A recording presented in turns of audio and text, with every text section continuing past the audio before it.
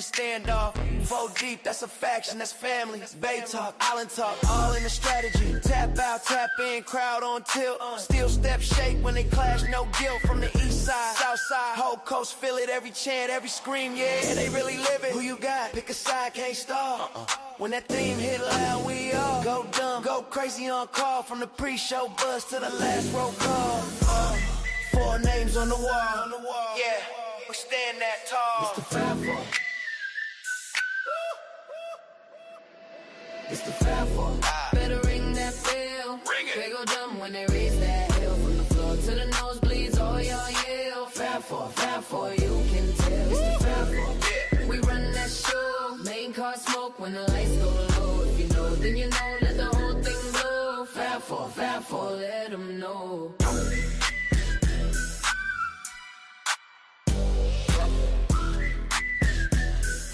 Fat for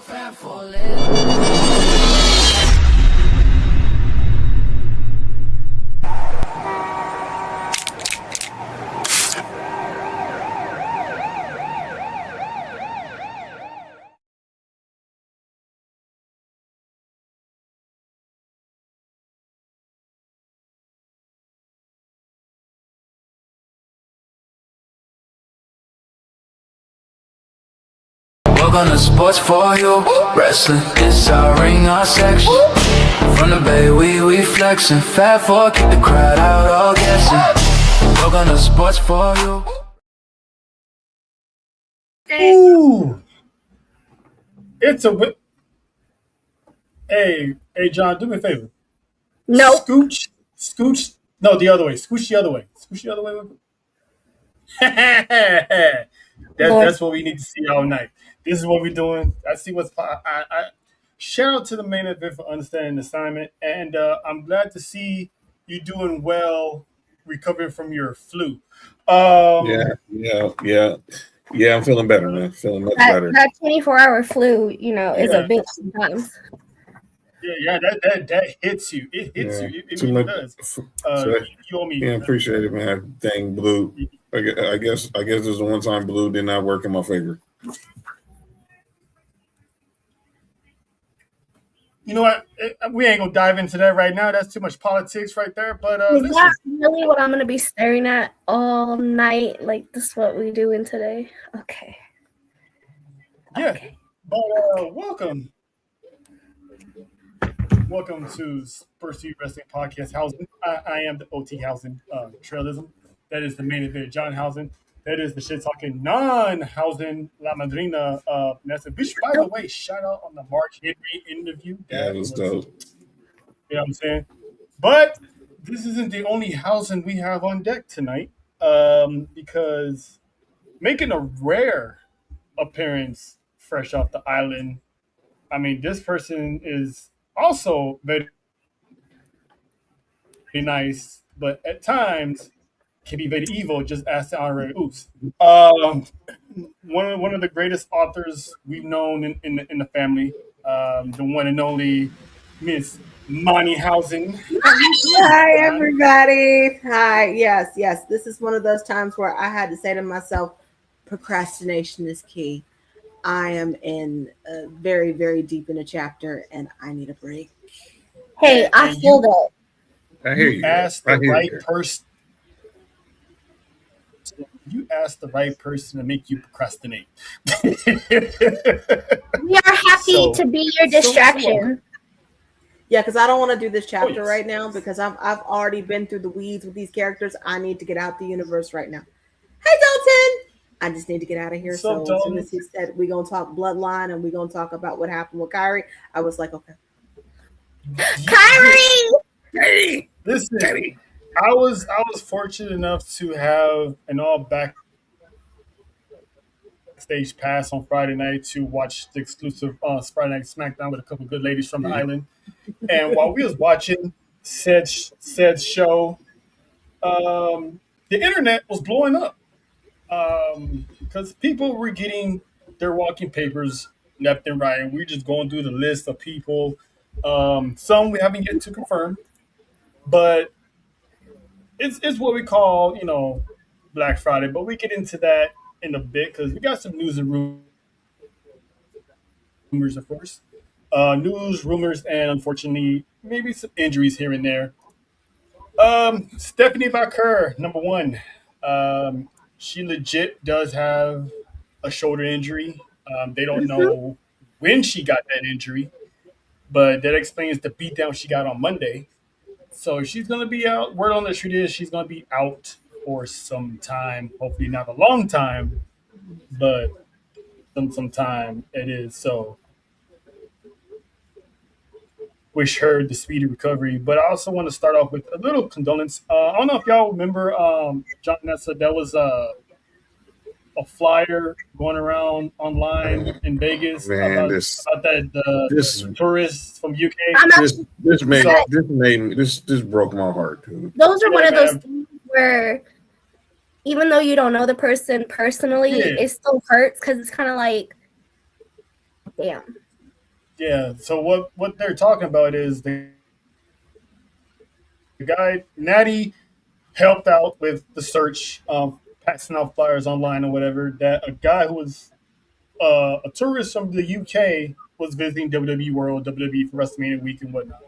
He got lost. Like he didn't return to the group he was with, and they was looking for him since I think this was it that Saturday or that Sunday. He was last seen at Friday Night SmackDown. Yeah, he was last seen at SmackDown. He went to go see Natty at one of their book signings, and unfortunately, we found out today that he was found deceased. So they didn't say where, but he was found deceased in Vegas. So, oh God, oh that's terrible. So condolences to the friends and family of that guy. You hate to see it that you're going on a trip. Mark Ezak. We're gonna say his name, Mark Ezak from London. So it's like you go on a trip, it's supposed to be a fun trip, and then stuff like that happens. So it's very unfortunate. He was found, but not the way we wanted him to be found. But oh gosh, this is scary though. And the fact that he got lost. He's not from the area, so he probably ended up in a place where he should not have been because Vegas, unfortunately, is it's not all bright lights in the city, and it's not as much as they want to say it's for not tourists, a lot of nice people. Really not for tourists. Let's just put it like that. And it's sad to hear. It really is. So I just want to start off with that real quick because I was a little bit keeping tabs on that. Hopefully they have found them. So again, prayers and whatnot to friends and family of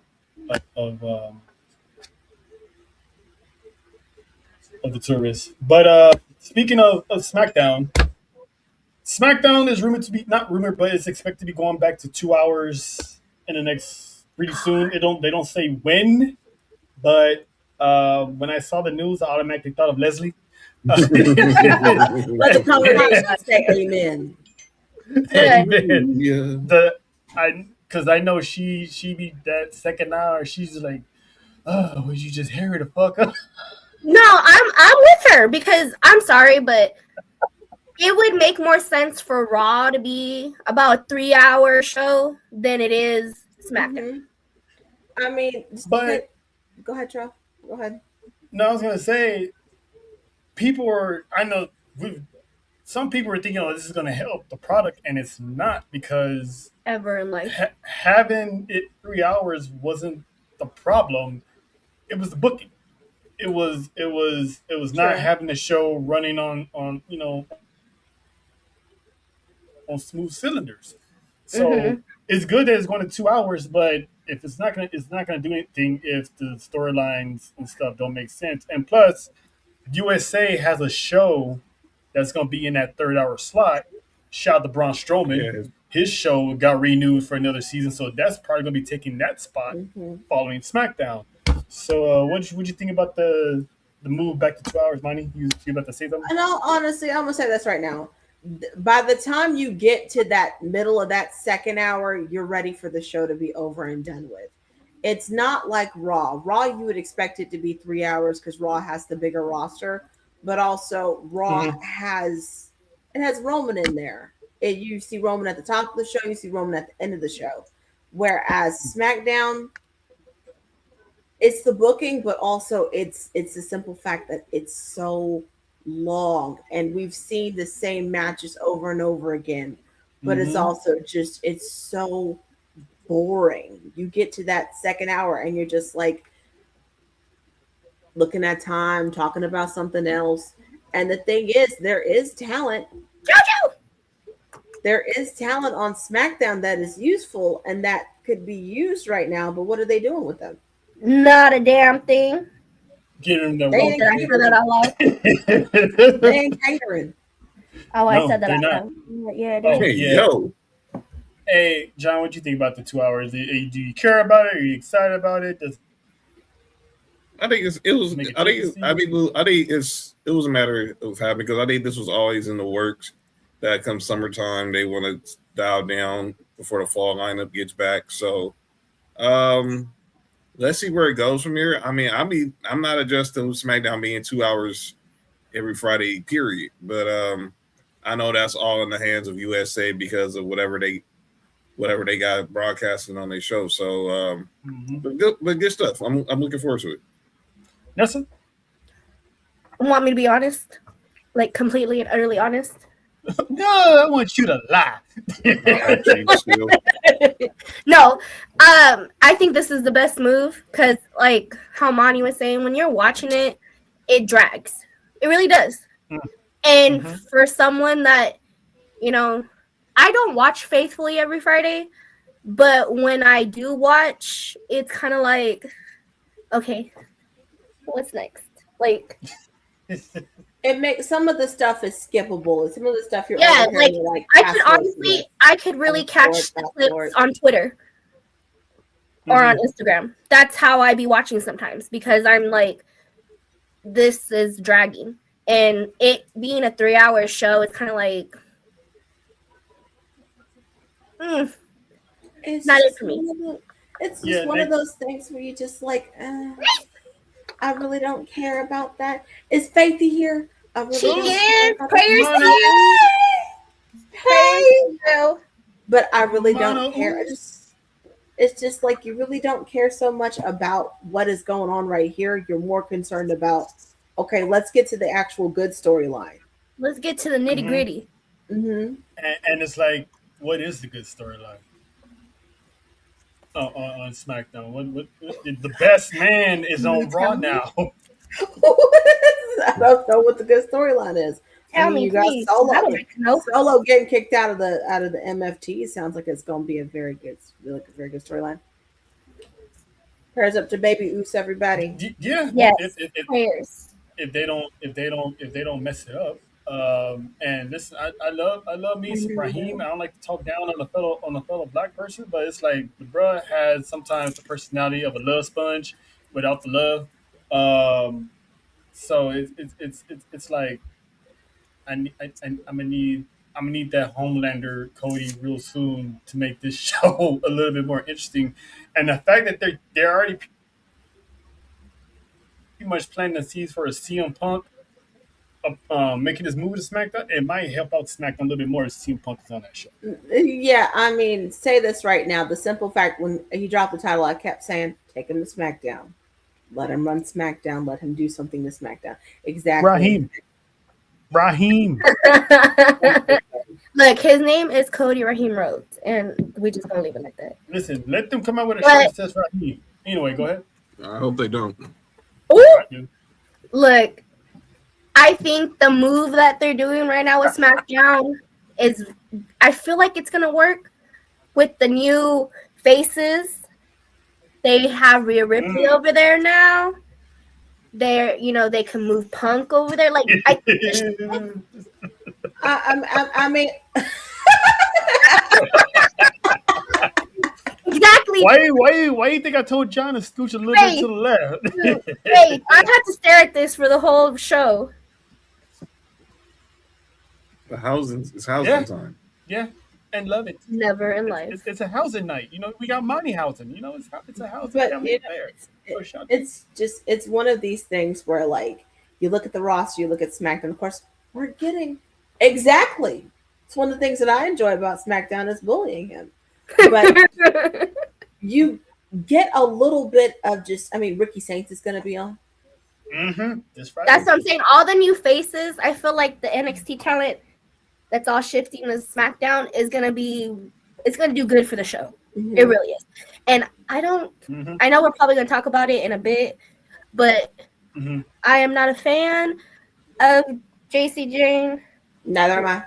But I kind of like what they did on Friday. Mm-hmm. I am. I kind of like what they did on Friday. Not the friend of my friend. The friend of my enemy is also my friend. Hey. And let's be honest, Rhea's not that big of an enemy to you, Ness. I think this is just. No, I mean, again, I don't got a problem with Rhea Ripley. I had a problem, but it was more of a story, you know, a character. Mm-hmm. Mm-hmm. Mm-hmm. So, you know. But speaking of NXT, last PLE they had was Stand Delivered, which was seen on YouTube. Mm-hmm. Well, NXT has found a new home for their PLEs, and it's going to be the CW. The CW, the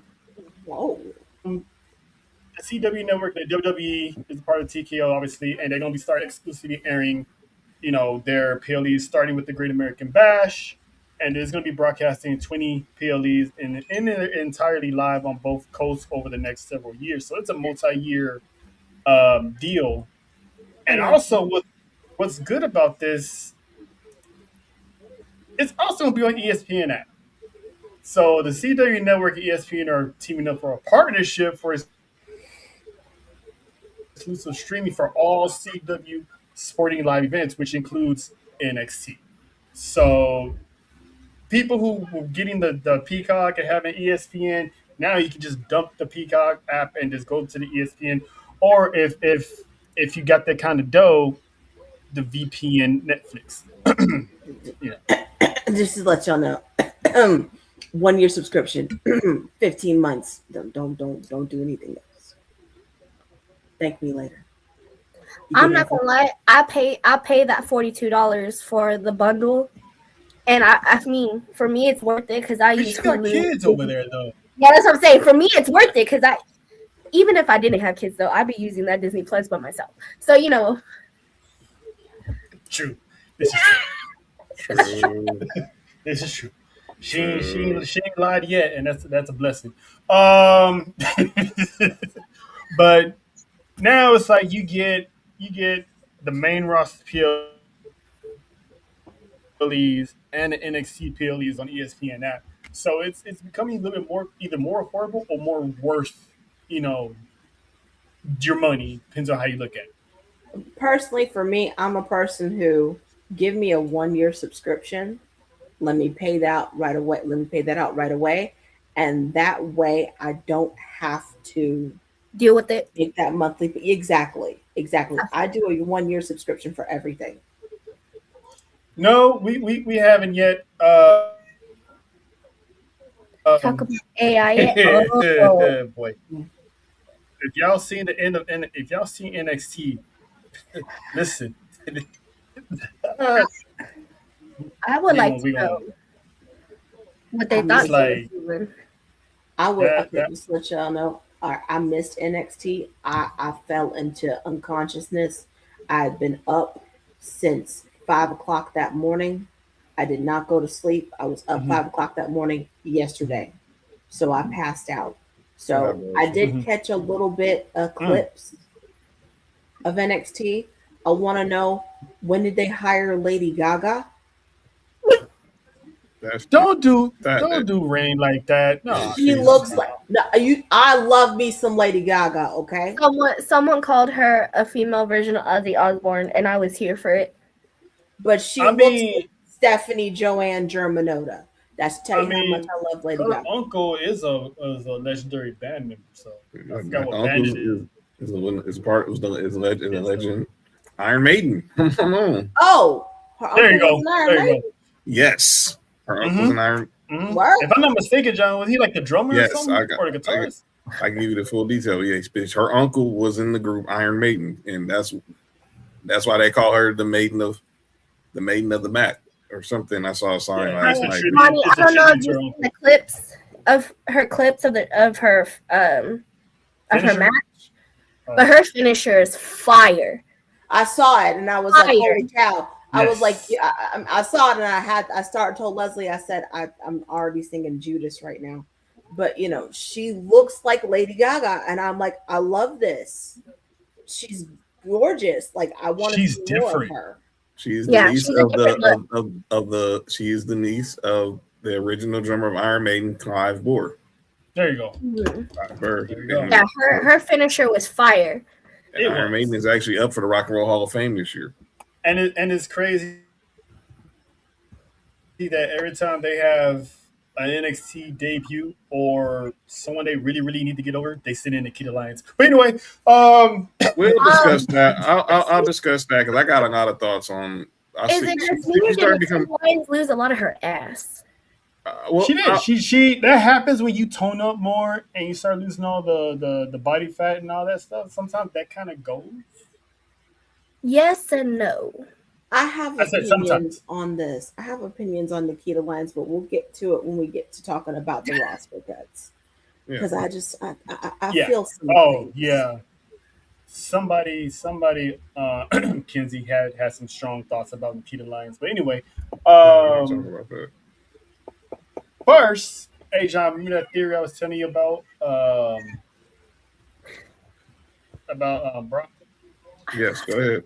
I love her. We're not doing it. See, y'all gonna make me really. I'm gonna go off on y'all the same way I went off on Kinsey because I think I'm gonna say my thoughts, but people ain't gonna like what I gotta say. I'm gonna tell you that right now. People ain't gonna like what I gotta say. I really don't care. John Housen is gonna curse somebody today, isn't he? I'm just saying, be nice because that's Moneyhausen. We love Moneyhausen. I love Moneyhausen. I'm saying right now, people ain't not gonna like when we have this discussion. So here's the theory I was telling you about, John. So WrestleMania Night 2, it kicked off with Obafemi, and Brock Lesnar. Brock Lesnar lost, put his boots on the mat, put his gloves on the mat, and pretty much announcing in a way that he's retired. Mm-hmm. So there's a story that I don't know if this is made up just to buy them some time, or there's some truth to it, but supposedly that this whole retirement that he did, it might be an angle. And this is coming also because Paul Heyman, TMZ chased down Paul Heyman in Vegas, and he's saying he's swearing up and down Brock Lesnar is retired. But I'm like, but here's the kicker though. Remember when Paul Heyman said change Brock Lesnar's image to from here now, there now, forever together to forever. Mm-hmm. They did it for that Friday. That Monday, they switched it back to where it originally was. His face is not part of the forever section of. I didn't notice that. He's back in the now part. Yeah.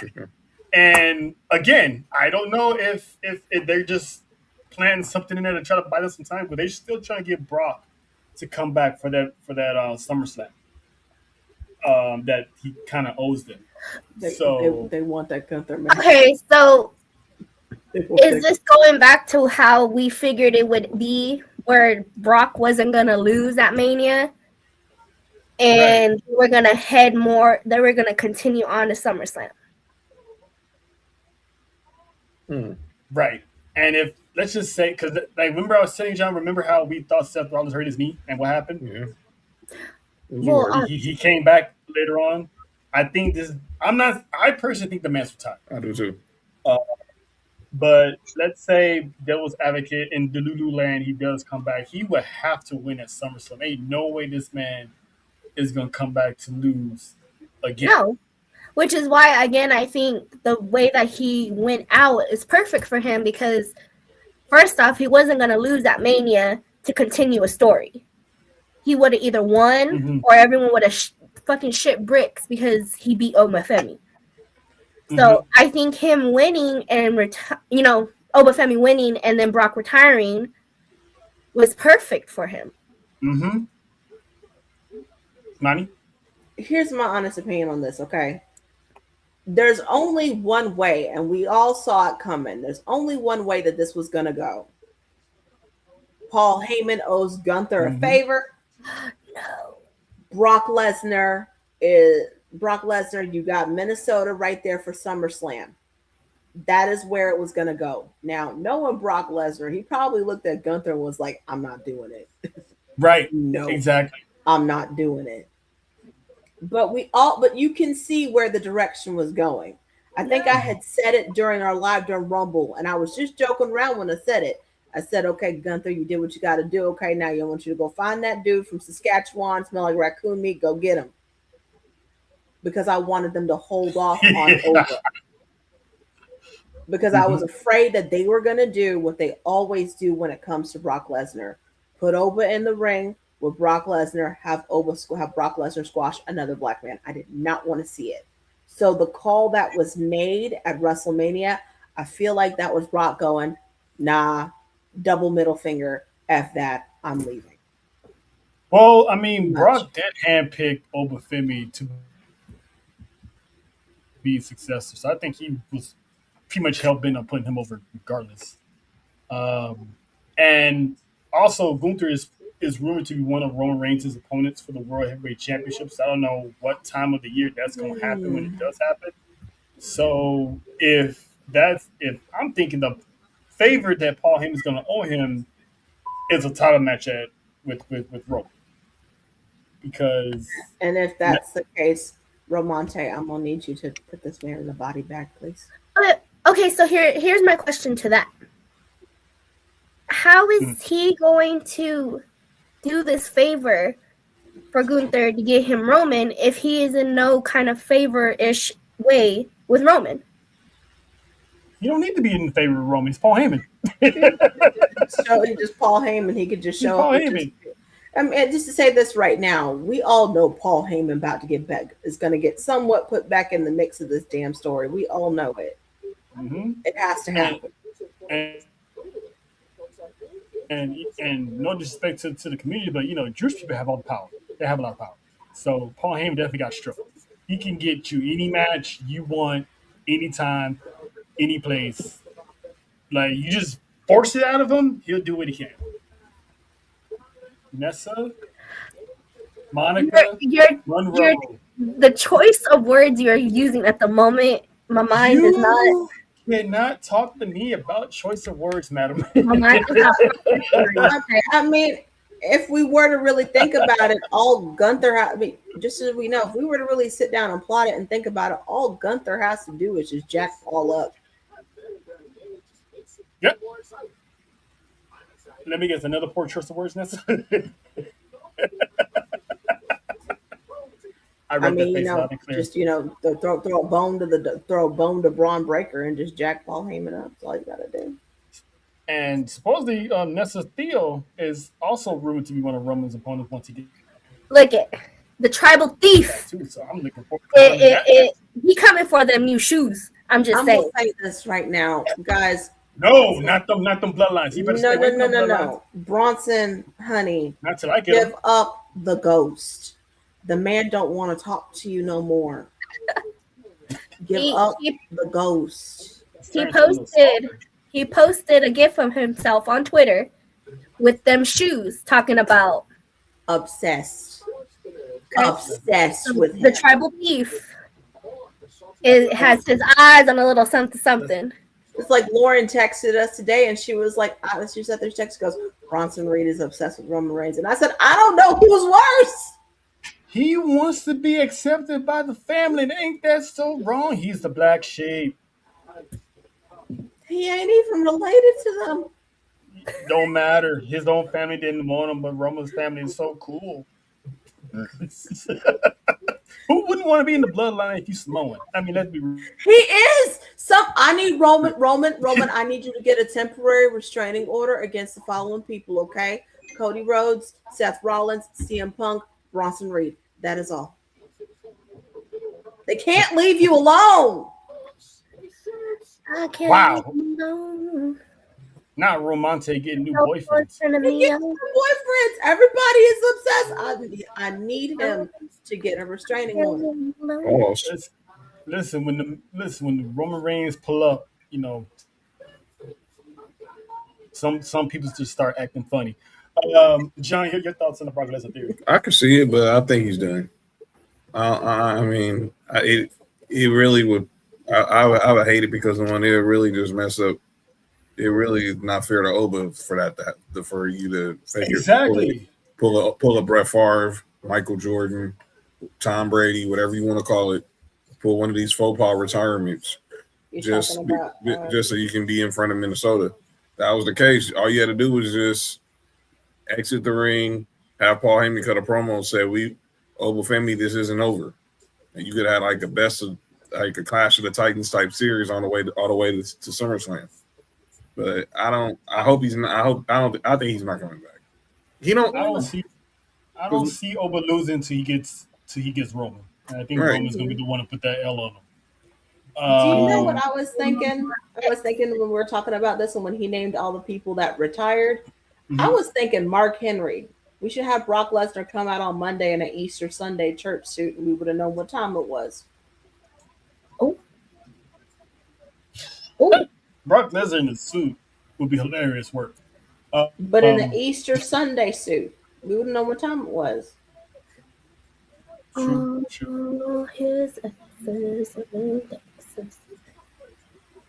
Look at little Nessa having a squirrel moment. God love it. But we all agree that Brock Lesnar's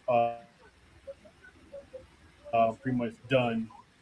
But who isn't done and won't be done for a while, and that is Triple H, because despite Monty's countless bold predictions, this man would not be fired on a Monday. As a matter of fact, he got re-upped on a Monday, and he signed a new multi-year deal, solidifying him as the chief content officer. And as officially reported by Nick Khan and TKO themselves, he is still head of creative. So I know for sure. I have to backtrack a little bit because I remember saying that blame TKO for everything that's been going on. This has been all under Triple H's watch. Everything that's been happening so far.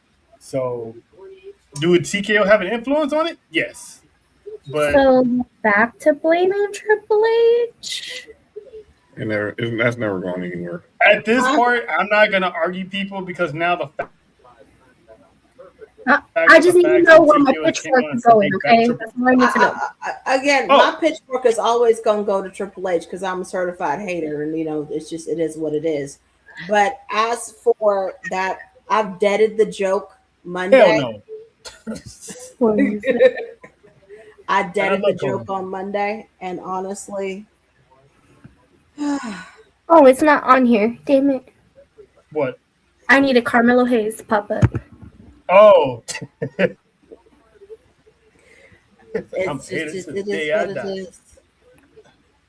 is what it is. Yeah. Believe what the man ain't going anywhere anytime soon. He recently got he re-upped, so he's not going anywhere anytime now. John, your thoughts on pretty much we still get to see the King of Kings keep his job despite a lot of people who, not counting Monty, because Monty is. I understand the background story of her, but the actual people in the IWC who want this man gone for Vince, your thoughts that this man is here to stay? Y'all wanted Vince gone, y'all got Triple H, and you're still not happy. Now, Triple H goes, be careful what you ask for. That's all I'm going to say. Be careful what you ask for. Because we're seeing what's going on right now with TKO and Mark Shapiro, and I'm gonna be real. I thought that line Cody cut on Friday was not just him kayfabing. That was him telling the suits, let people do their job. Y'all cut checks. Yeah, and let people do their job also means let these wrestlers cut their own promos, because that AI promo with Zarya and Sol Ruka. First of all, that didn't even clearly look like Sol Ruka to begin with. And two, you had Zarya looking like she was Moses parting the sea, walking right in the middle of the sea, and the sea is crashing down. I mean, it's a good like visual, but it was AI.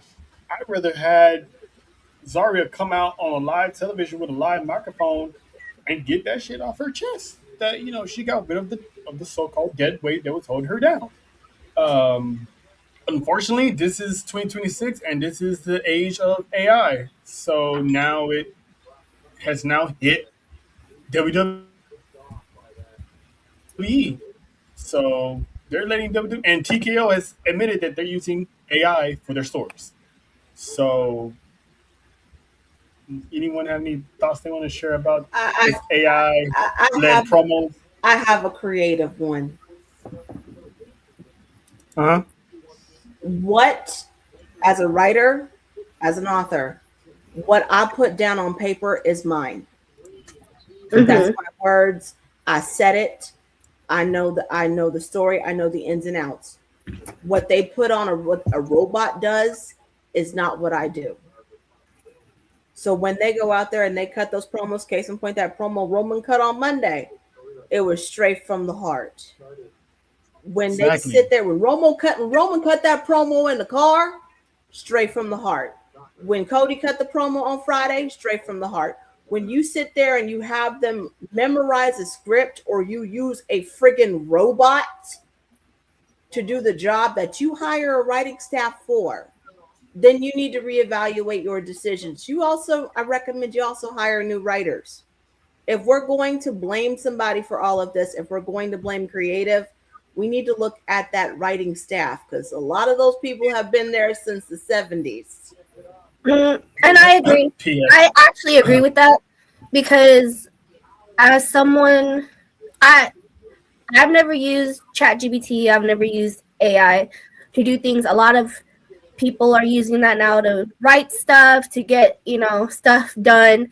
Even in school, it's being allowed to use or semi-used. The whole point of writing, it's supposed to come from you yourself, mm-hmm. and then be portrayed off of paper. So if there is a computer writing scripts, there's no emotion to it. They don't have an emotion coming out from it, mm-hmm. for it to be a sense of feeling. And then how do you expect our wrestlers, your actors, to show any kind of emotion when you can't read the emotion? The problem mm-hmm. with AI is this. AI is it's taking over everybody's jobs. Customer mm-hmm. service jobs are starting to go away because of AI. It's a robot. They're getting lazy with this. When I talk to a person, I'm talking to them one-on-one like I'm talking to you all right now. While we may be in different cities and different states, we're all having a conversation. Mm-hmm. When I write something, it's coming, I'm pouring my heart and my soul into it. When you mm-hmm. use a robot to do this, it comes off as cheating. Mm-hmm. It is. And laziness. It makes you feel cheap. It's not something that anybody really wants to have interest in. It's just like when they came up with that one name for Shayna Baszler and everybody, and they called them Pure Fusion Collective. I took a look at it and I'm like, what in the chat GPT is this? That was the name of a water. Literally. I kept saying to myself, this is an energy drink. Like, what are we doing? That's a fancy water bottle. Y'all fed this into freaking chat GPT or whatever the AI stuff is out there. What did y'all do? Like, what is this going on here? I don't understand it. And then I heard that they were using AI to fight wrestling. And I was like, what are y'all doing? Mm-hmm. Mm-hmm. And it's crazy because the build up to that last women's standing match, all their promos were cut from the heart. Like, you can feel Zarya's mm-hmm. point of view. You can feel Sol Ruka's point of view. And to have them to do that as Zarya's final eulogy, if you will, the Soruka, it made no sense because listen, I've used AI. The only time I use AI I liked the visual. I liked the visuals. I'll give AI that. They do good visuals. But when it comes to actual like speaking, talking, things like that, I think that needs to come from an actual human being. Mm-hmm.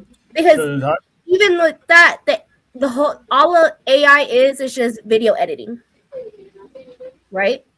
Mm-hmm. So they did a video edit promo for her, which they could have made Soruka look more like Soruka, but that is what it is.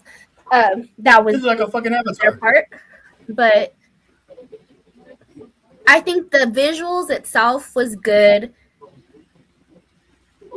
It's just the lack of, again, for me, lack of emotion is always going to be, why are you having them? And like what Monty said, if AI is going to be doing the writing, why do you have writers? You don't, and in reality, you don't need a whole room of writers if you're going to use AI. Only one person needs to use AI. I don't think it's going to be something that you see a lot often. I don't think they're going to be. I have a hard time believing that they're just going to cut up. They're going to let writers for AI. This is a new. Unfortunately, this is like a new WWE. AI is taking over. They do it with celebrities all the time, trying to get people caught up.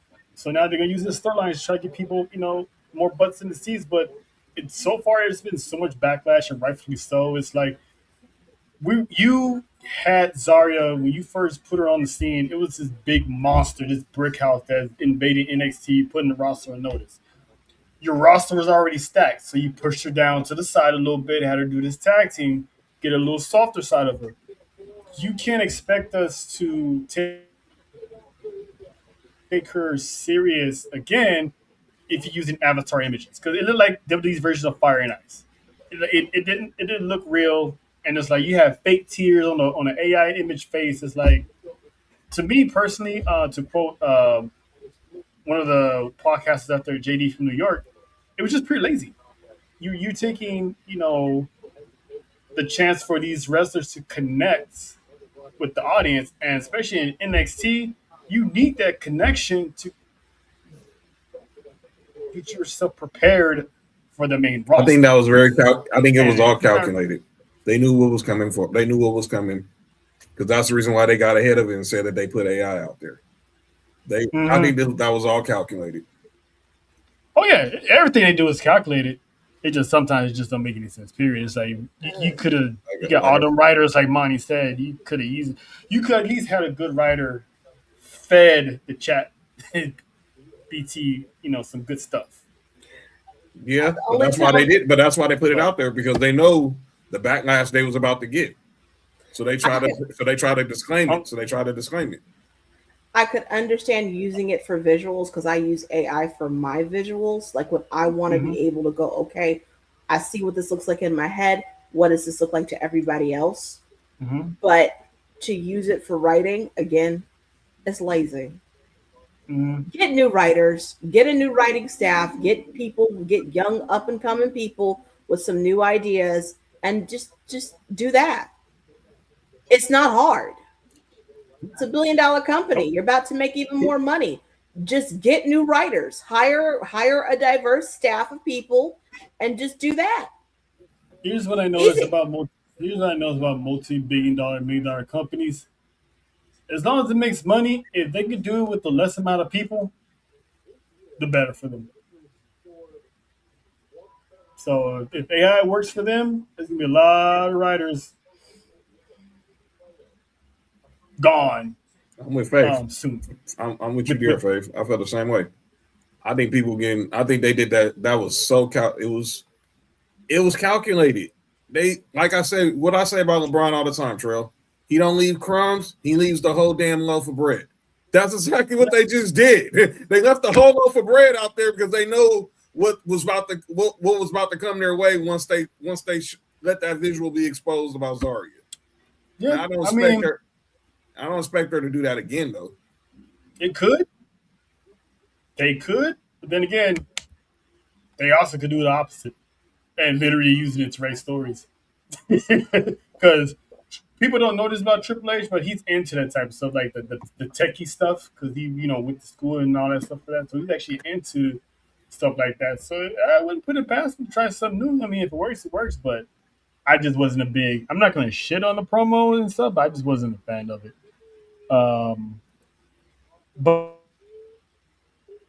But it's time to address what happened on Friday, as what we like to call Black Friday.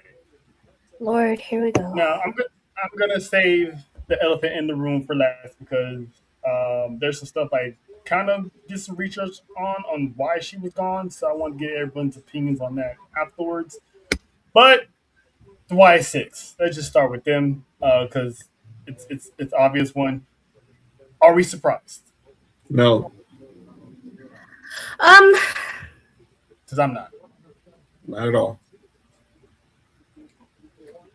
President I give Bo Dallas his props for trying to pay homage to his brother, but you're not your brother. I think with the way that they were going, I'm not surprised that they pretty much all got, booted. Mm-hmm. It's sad though because they could have did so much with them, and they just didn't. I'll say this, and I'm pretty sure John would agree. The Y6 as a whole served its purpose, and a little bit of me feels like they kind of overstayed the welcome a little bit.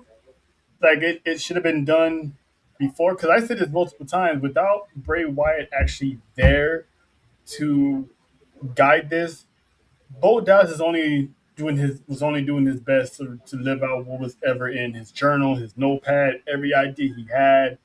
He doesn't have that same creative juice as his older brother. So I know that this whole team was like DOA on Dead on Arrival the moment they got there. I'm just surprised that lasts that long. But I would say this though, out of all of them here, I think Dexter Lumis and Joe Gacy could have stayed. I think they could have used those two for the tag team division since they got rid of a couple tag teams as is. They easily could have made a mark in the mid card for those tag team titles, or you could have separated them because Dexter Lumis, that dude's an athlete. That dude is shredded. He got the look. He got the build. They could have really used those two, in my opinion. Monty, what are your thoughts on the Y6? Would you book them differently? Would you kept anybody? Honestly, I think after the feud with Killer Cross, and with Scarlett and everything, I think that it was time for them to go. There was really nothing left for them to do. They weren't gonna put Bo Dallas in a title feud. They weren't gonna do that. They weren't gonna put Nikki Cross in a title feud. They weren't gonna do that either. The least they did was they gave him the tag titles. The whole feud with Solo was great, was a good revival for it. Mm-hmm. But after that, it was kind of just like, what y'all still doing here? Yeah. Okay, we doing this now? All right. So I wish all of them nothing but the best, but it's time. I agree. That's all. Yeah. I feel like they could have did so much more with Nikki. But Bo Dallas himself, it was kind of played out. And then what other character would he have been after this? Like it kind of just. Mm-hmm. Yeah, because he was only brought back just for the Uncle Howdy to finish Uncle Howdy. So. And if you think about it, when Bray Wyatt's alive, Uncle Howdy moved, talk, and act different from when Bray Wyatt was alive to after Bray Wyatt passed. Mm-hmm. Like they wasn't the same Uncle Howdys.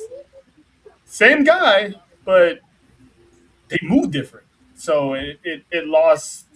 Unfortunately, it had lost his flavor. Apollo Crews, not surprised. That's the second time actually he's been fired.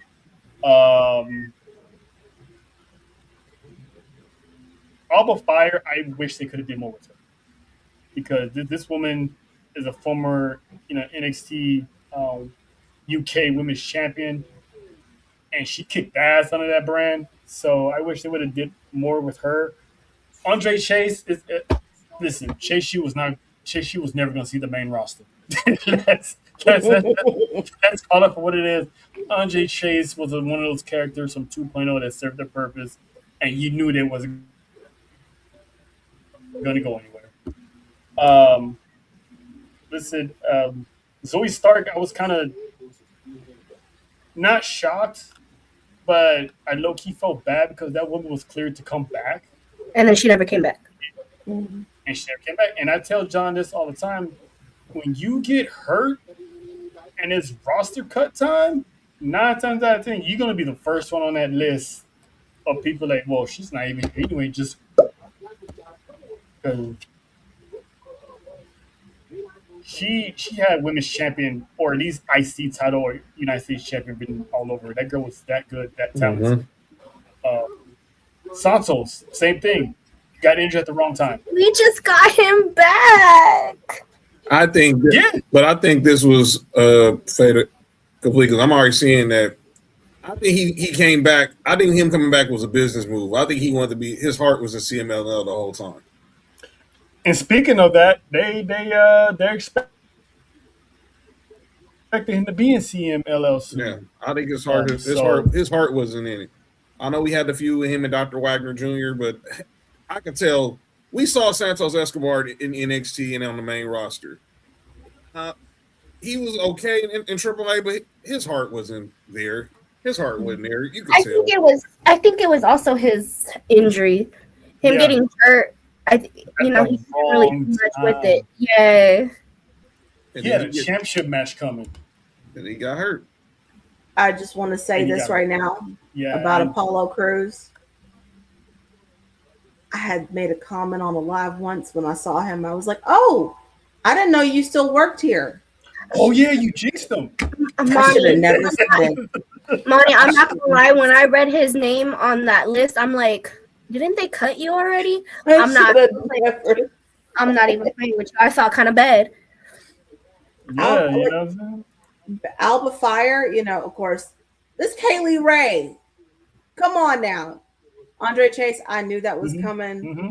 As for Zoe Stark, I mean, to say this right now, the simple fact that she got injured, it should have been a warning sign and how far and how long it was going to take for her to recover from that injury. Mm-hmm. But also, just so if you guys notice it, a lot of times they cut people who are injury prone. Mm-hmm. That was her second knee injury. Mm-hmm. Yeah, and most devastating one at that.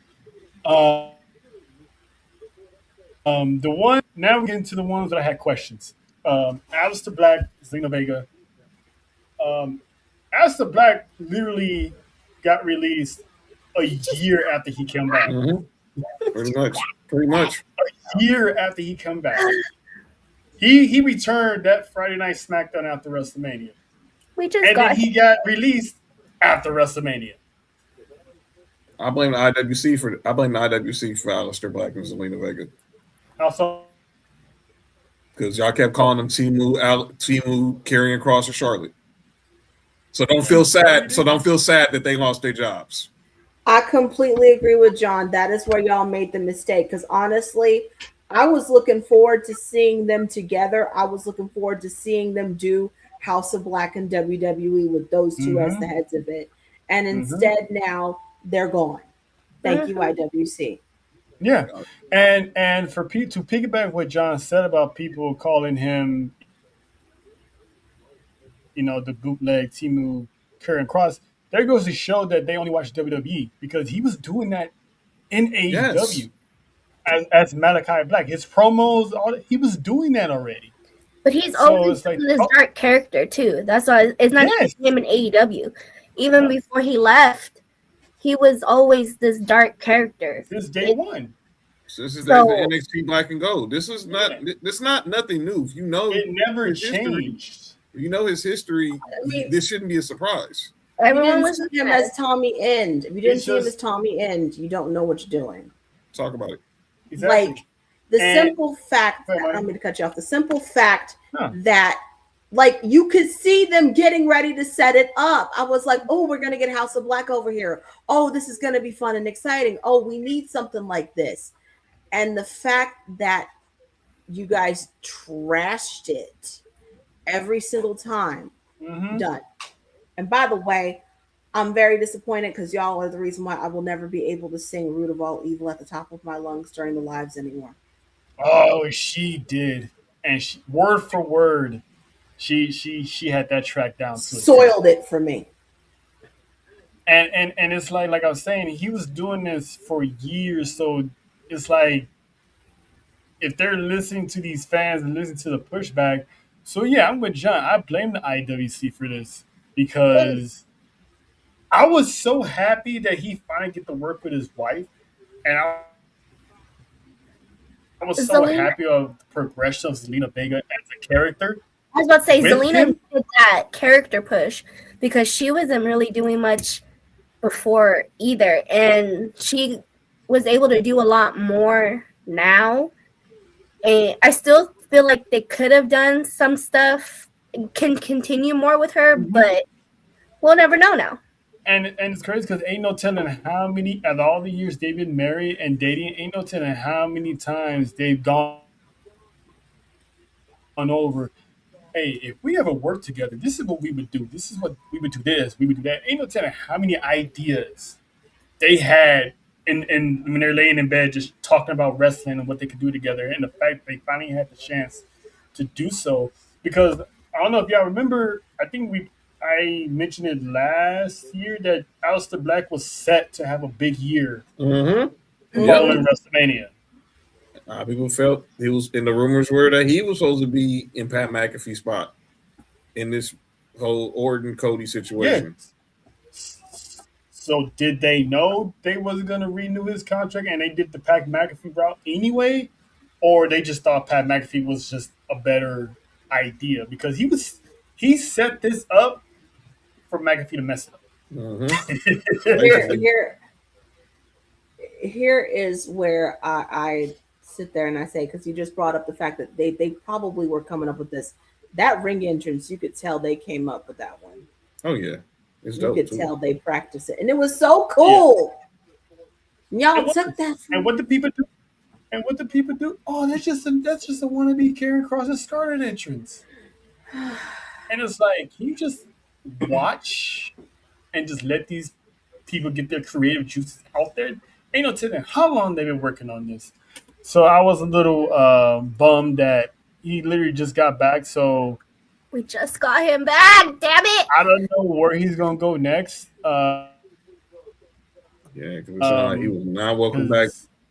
Because is he gonna follow the Andrade route and go to Oh AEW? Does no! What I was reading, Khan even want him back? what I Does heard, Tony he Khan was even not want him liked back? in the locker room. What I was reading the other day was Yeah, there I've was heard. a lot of Yeah, negative comments about him in the locker room in AEW. I've heard the rumors too about him like not wanting to lose, not wanting to take pins often, if not at all.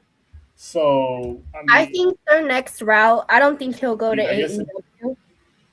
I think he's gonna do the independent circuit. I think that's probably best for them, to be honest with you. You know what I would I want kill to to see them in see? House of Glory. I would kill to see them go up against Killer Cross and Scarlet. I'm glad you said that. They already have posters for that shit, and I'm here for Yeah, it. I need it. I seen the post. I seen fan the posters the other day. fan booking. That would be the ultimate like fu to the Mm-hmm.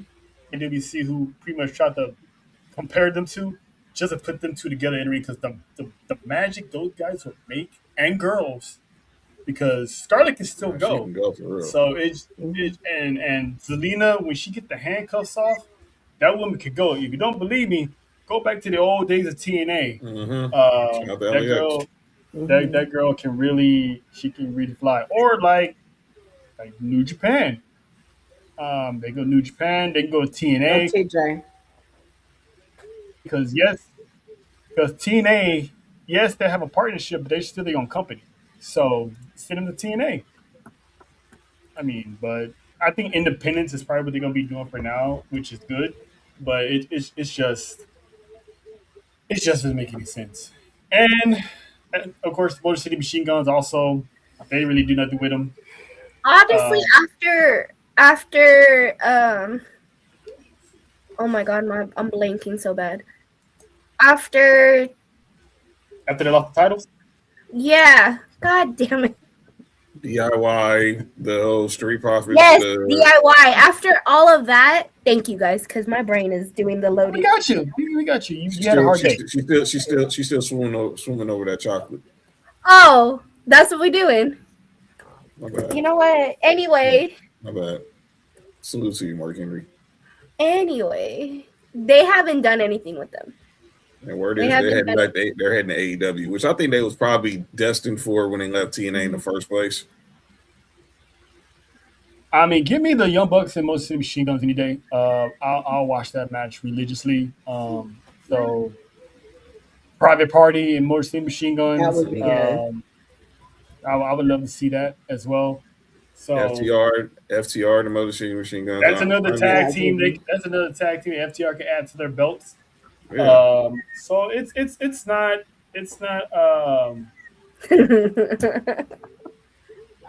I'm gonna say this right now. I love you, Faith. I love you with all my heart.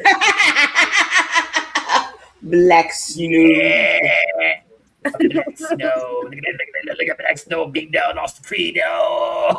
This is the part of WWE that makes me angry because, by the way, if y'all notice, we have a lot of tandem tag teams. Uh-huh. Like, they could have moved them to Raw if they wanted to. Mm-hmm. And instead, they just let them go. It's like we go 10 steps forward with the tag teams, and I'm talking about female and male. And then we take 100 steps back. It's like you release all these tag teams, and then we have no tag team division. And then y'all are wondering why we have the tag team. I would say this: if they're gonna get rid of some of these tag team divisions, then they need to unify the NXT, Raw, and SmackDown tag team titles. We could have just broke up some non-tag teams. Like, because that's what they did with the women. Like, they defended on NXT, SmackDown, and Raw, so they need to do that. I'm not against it. Put them all together in one match and just unify them. Here is my thing. And that's it. This is my issue. If y'all are gonna sit there and break up tag teams, break up the tandem ones. I'm still over here wondering why Fraxium's still together. She did say that. She has been saying that. I've been saying it since Fraxium got together. I waited for them to break up in NXT. I was like, yes, it's finally gonna happen. It never did. It never happened. It never happened. We did. Yeah. We did. And watch when they do break them up, it's gonna be like just some subtle. Oh, he's gonna have a match over here, a match over there. And next, you know, someone has to watch that's they get split in the draft. And that's what. Yeah, because the rumor is they're bringing back the draft. Mm-hmm. So that the one thing that they got rid of, they're supposed to be bringing it back. Well, ladies, no, John, no. Let them go first. Let them go first. Everybody in the chat. No. It's time to address elephant in the room. This one here, which made the most zero sense out of all of them.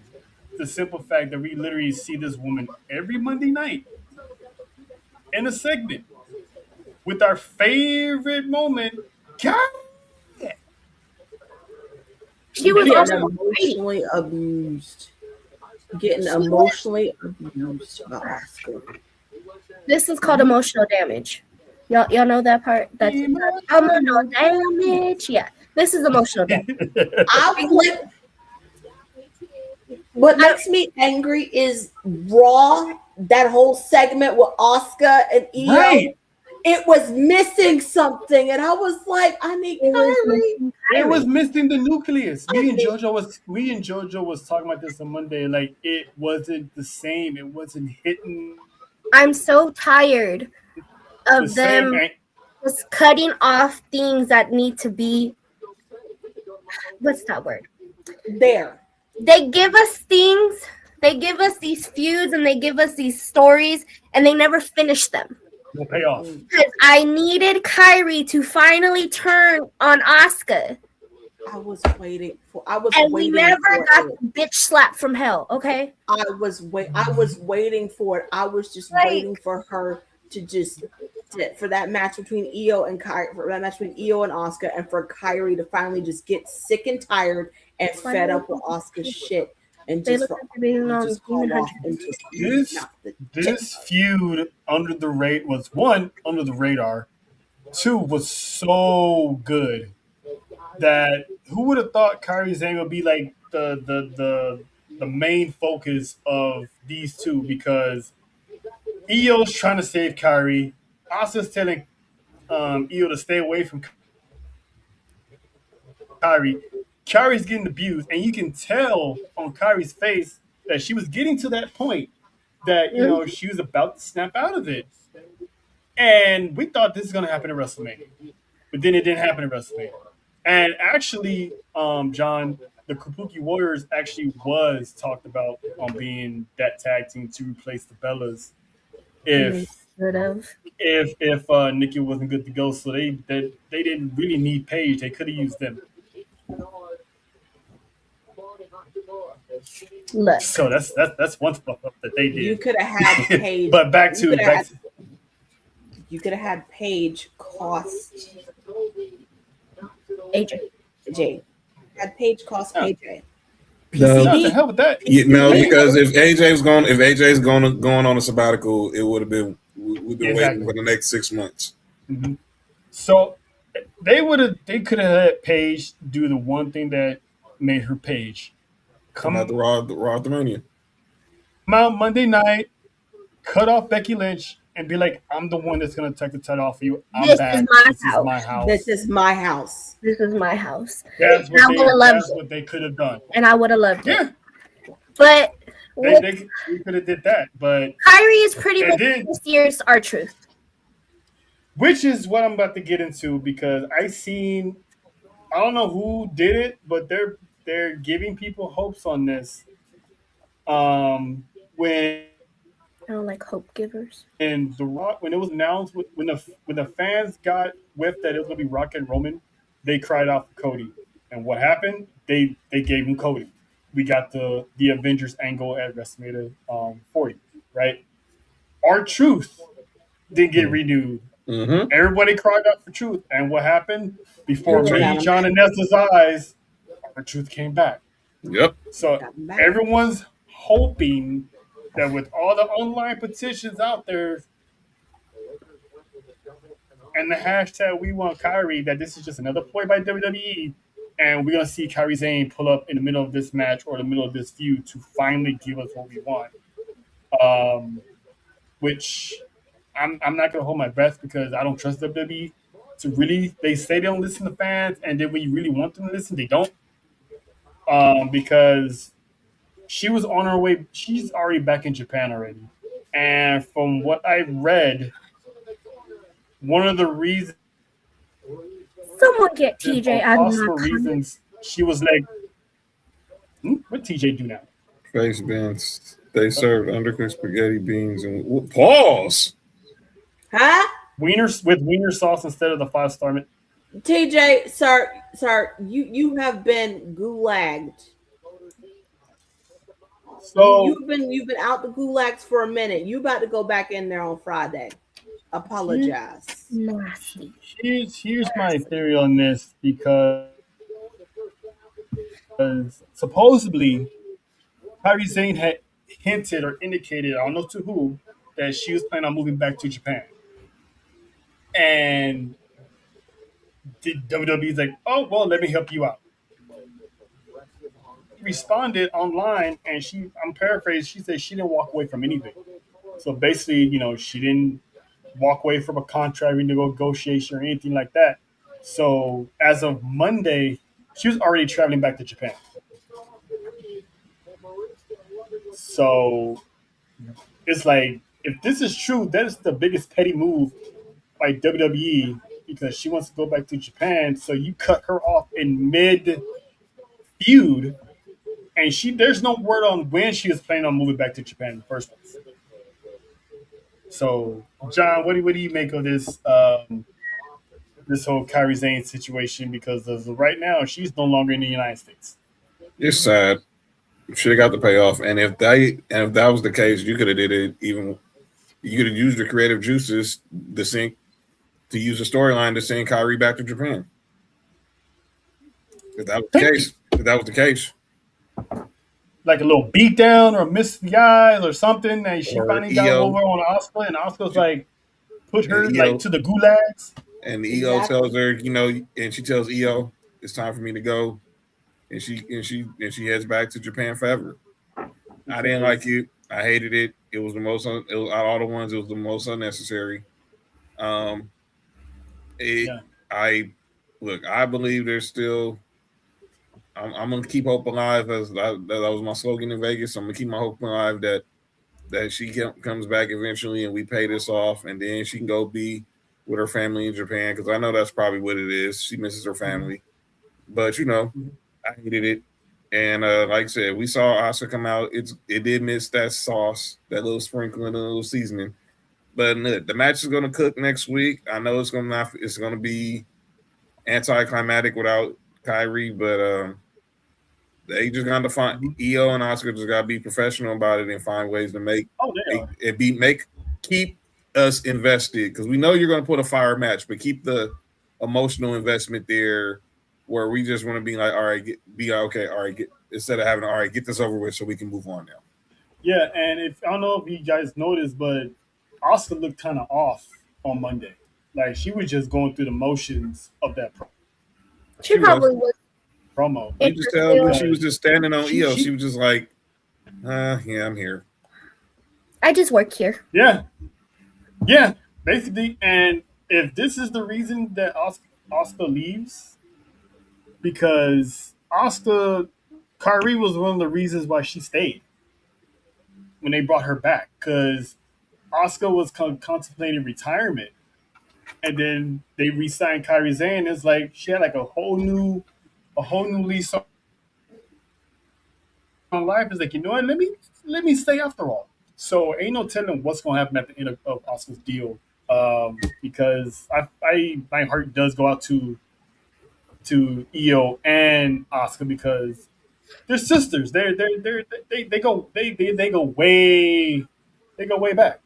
Mm-hmm. So it's because it's kind of like the true situation, but it's not like the true situation, because with R-Truth, not that many people cared about R-Truth until they saw the pretty much notification that he got released. Then all of a sudden, no, bring R-Truth back. Kairi, she was on TV every single week. Yes. What angers me about this is that Asuka was delivering story with her, Kairi, and EO. She was explaining it to everybody why this was so important. There was one episode where they had closed the show and we were all invested, like, oh my gosh, this is so exciting. I want to see what happens next. I mean, we all do the Kairi yell. Kairi? Because it'd be like, Kairi! Out of nowhere, just Kairi! And I was like, what's going on? But no, it angers me to that point, because Monday they were chanting, we want Kairi. Mm-hmm. And then WWE tried to drown out the chants. Make them louder. Make them louder. Because that this is one of those, we don't care about this person. We just randomly saw this name. We want to cry out. No, we was invested in that whole Damage Control, Kabuki Warriors storyline. Because now with Kairi being in the middle of it, because the moment Asuka turned on EO, Kairi has been in the middle, like undecided the entire time. Mm-hmm. Like you can see it in her face, like, help me, help you, stay away. I don't want to hurt you. And type of deal. To anybody going to the show, to the Raw show next week, or even to the SmackDown show, chant it, make it louder. Make sure they hear you. I I know someone who lives a few hours away from Tampa, and Backlash is gonna be in Tampa. Hey JoJo, I need you to get some signs, yell out, "We want Kyrie," because that usually me and John, I'm like, okay, you guys are overreacting, you guys didn't really care, but this is one of those times that we actually agree and we let the fans have at it because there was no reason why that would. We want She got Kyrie. her walking papers. Mhm. It's honestly hijack the show. That's the only way they're gonna listen. Hijack it. Thank you. What Money House said. So from the roster cuts to the NXT debuts, Oh, real quick. yeah. A certain one we was talking about earlier. Is this does this translate into what we're about to discuss, or can I say what I gotta say now about it? Which blonde? Keita. Oh no, if you're still in the roster cut situation, go ahead. Okay. Because I'm gonna say this, and this ain't gonna be popular, but let me say this: I'm not finna come out here and look like a Nikita Lyons defender or fanboy, but I think she's getting targeted by the IWC because of the fact that she's still on the roster. She's now became the poster girl for people getting released. Why has she still got a job? She didn't ask for them to release Kyrie Sane. She didn't ask for them to release Alba Fire. She didn't ask for them to release Zoe Stark, who she was a tag team partner with in NXT. So Oh, I forgot about that one. She saying that why she been there so long? Why is she still there? Well, I was listening to our people at Black Wrestling yesterday in their spaces. You know, Tony Daniels been there 5 years, and what is he now? I didn't hear y'all complaining about that before he won the NXT title. When he got back at after the Iron Survivor Challenge, everybody was happy, but we let confirmation bias because we don't like her because of a certain way she carries herself. So I'm not defending her. She had a bad knee injury, and I'm liking the way that Bubba Ray was, kind of on her bumper on LFG now. I like the new format for LFG. It's not winning, it's not earning. It's basically this: either going to NXT or you're going home. Honestly, I was surprised to see her because I was like, she's on LFG right now, ain't she? So yeah, she's on because she's been in Evolve, and obviously she's had to be pretty much a reclamation project. And the first match they put her with our new favorite person in the world, Callie Armstrong, and they both killed. But like Bubba was telling her, stop trying to make the. Have respect for your opponent. Don't try to steal the scene. When Callie was out there doing her vibe, and you going out there and you can't stay still. And I know you don't. You respect your opponent's moment. But I'm gonna say this: stop. Let's not bring her up every time somebody gets in because there's a lot of people on that roster who's way less talented than some of the people who got released. And I don't hear y'all calling about them. But I think we're targeting her because it's race appropriation.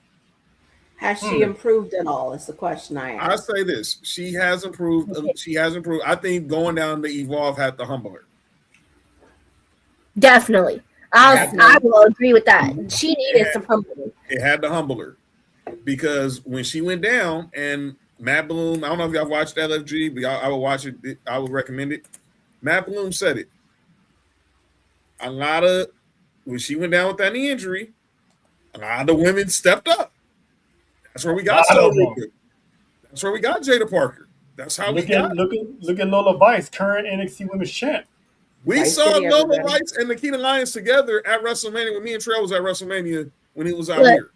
With Lola, I think I was always putting Lola in that category with Nikita because she wasn't good.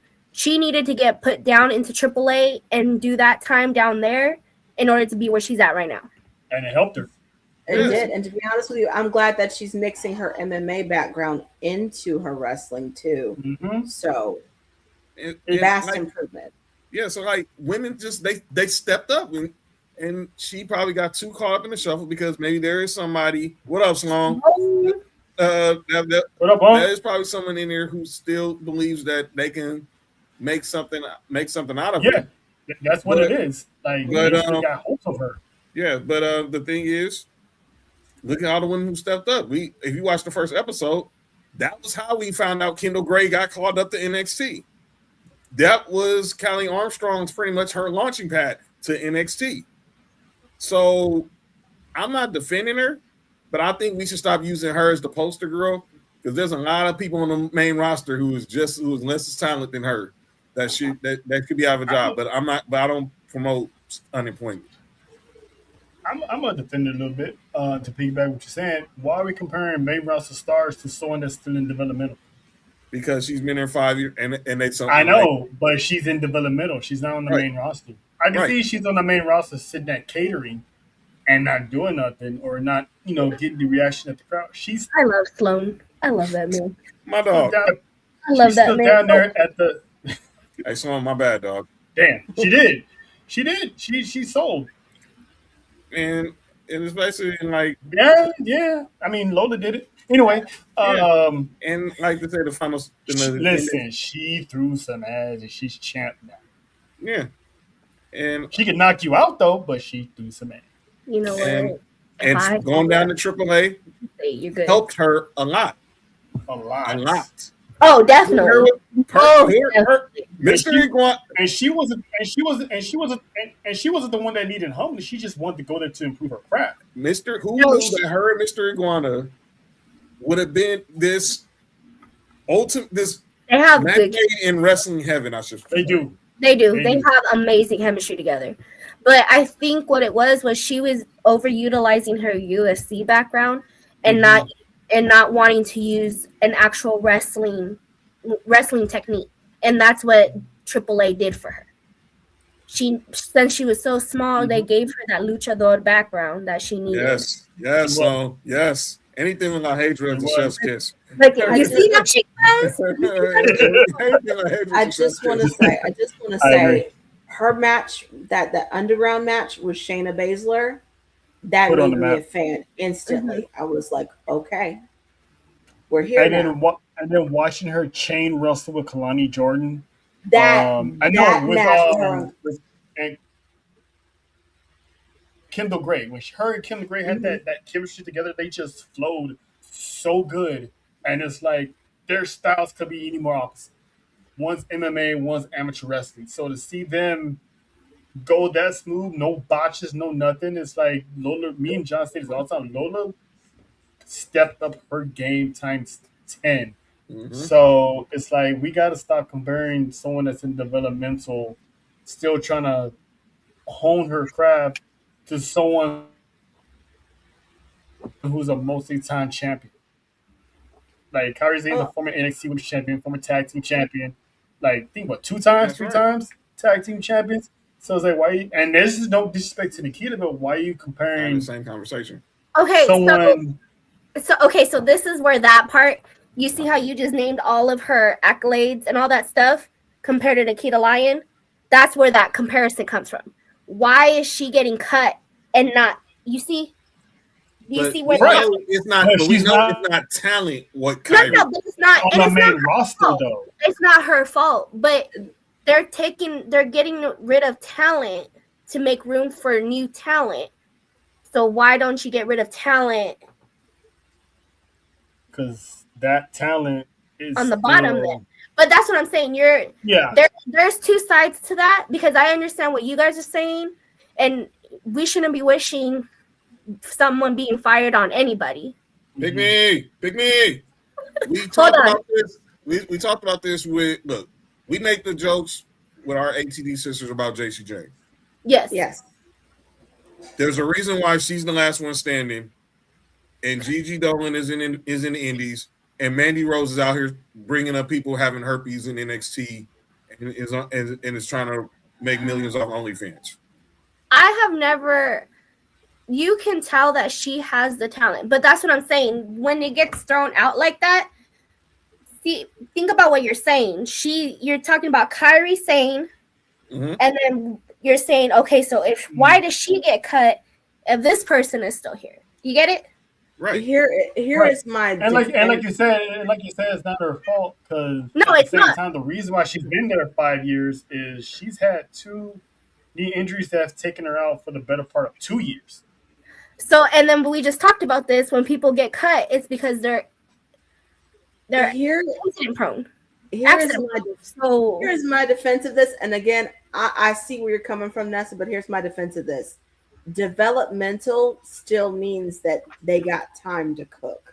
No, and I agree. I completely agree with that. So I'm saying when people are comparing, I don't feel like they're comparing them, but it kind of like, for me, it's kind of like, well, shit, why did they let her go and that person is still there? You know, kind of thing. Like, no one's really. Yeah. To John's point, no one was bringing up why is Andre Chase still here? Right. Why is Tony D'Angelo still here? Why is they were holdovers from 2.02? Let's not get it twisted. And there's definitely more some bias here. When it comes to like the releases, and it's always, and it is unfortunate when it comes to these releases, and everyone always brings up Nikita Lyons, it's always out of a female's mouth. It is. Always. It's true. It is. It is always a female saying it. I have never once seen a male on the IWC say, "Why is Nikita Lyons still?" For me, I don't know about y'all's timelines. I've seen a few on my timeline. I've seen a lot of women on my timeline say, but the thing is that there's still potential there. There's still untapped potential. I agree with what your guys are saying, but I'm saying like when people pretty much like how Trow was saying Kyrie is this, Kyrie is that. So when people think about it, it's kind of like, okay, well, why are you releasing her? Yes. Yeah. And then of course she's also easy to hate on. And look at all the releases from NXT that we saw, and there was pretty much Sean and Matt Bloom saying it without saying it. Why they reached their ceiling? They reached their ceiling. That one is right there. That makes me kind of. This is why I think they changed up the format for LFG, because if you look at the 4 winners from the first 2 seasons of LFG, Jasper Troy, Shiloh Hill, Skylar Ray, Shiloh Hill. How many of them is popping right now? None of them. One. Hill is starting to get his run going. Jasper barely hasn't. Shiloh Hill is the only one that is brought that from that first 2 seasons is actually took what he learned from Taker and the rest of the coaches and is popping on TV. Nothing against Skylar Ray. She probably hasn't had the opportunity yet. And with Tyra May and with Jasper, I think they tried with Jasper and it just kind of. It's what I think. What happened to him? Carver blow him out the water. Because with Jasper, you got him basically trying to go out. The first thing you do is have him go after Obafemi, and there's nowhere up from there for him. Obviously, and we also have with Kiana Carver. With Tyra May still, we saw it there, but there's something that was missing between the ears. Yeah, she wasn't clicking. No, you didn't tell her that. That's why she didn't know. She didn't remember. Oh, I was like, you tell them, Miss Maxine. Yeah. That was perfect. I was like, damn, who was reading the riot act? I looked at Money's mouth is closed. I'm like, yo, you're going viral right now. Because I heard I clipped that, please. I'm sorry. Hey, I clipped this. No, that was perfect timing. That was perfect timing. He doing his podcast. Is that Reese? Shout out to Miss Maxine. Who's that? Your grandmother. Granny. She Granny. She was going off for Granny. You know what?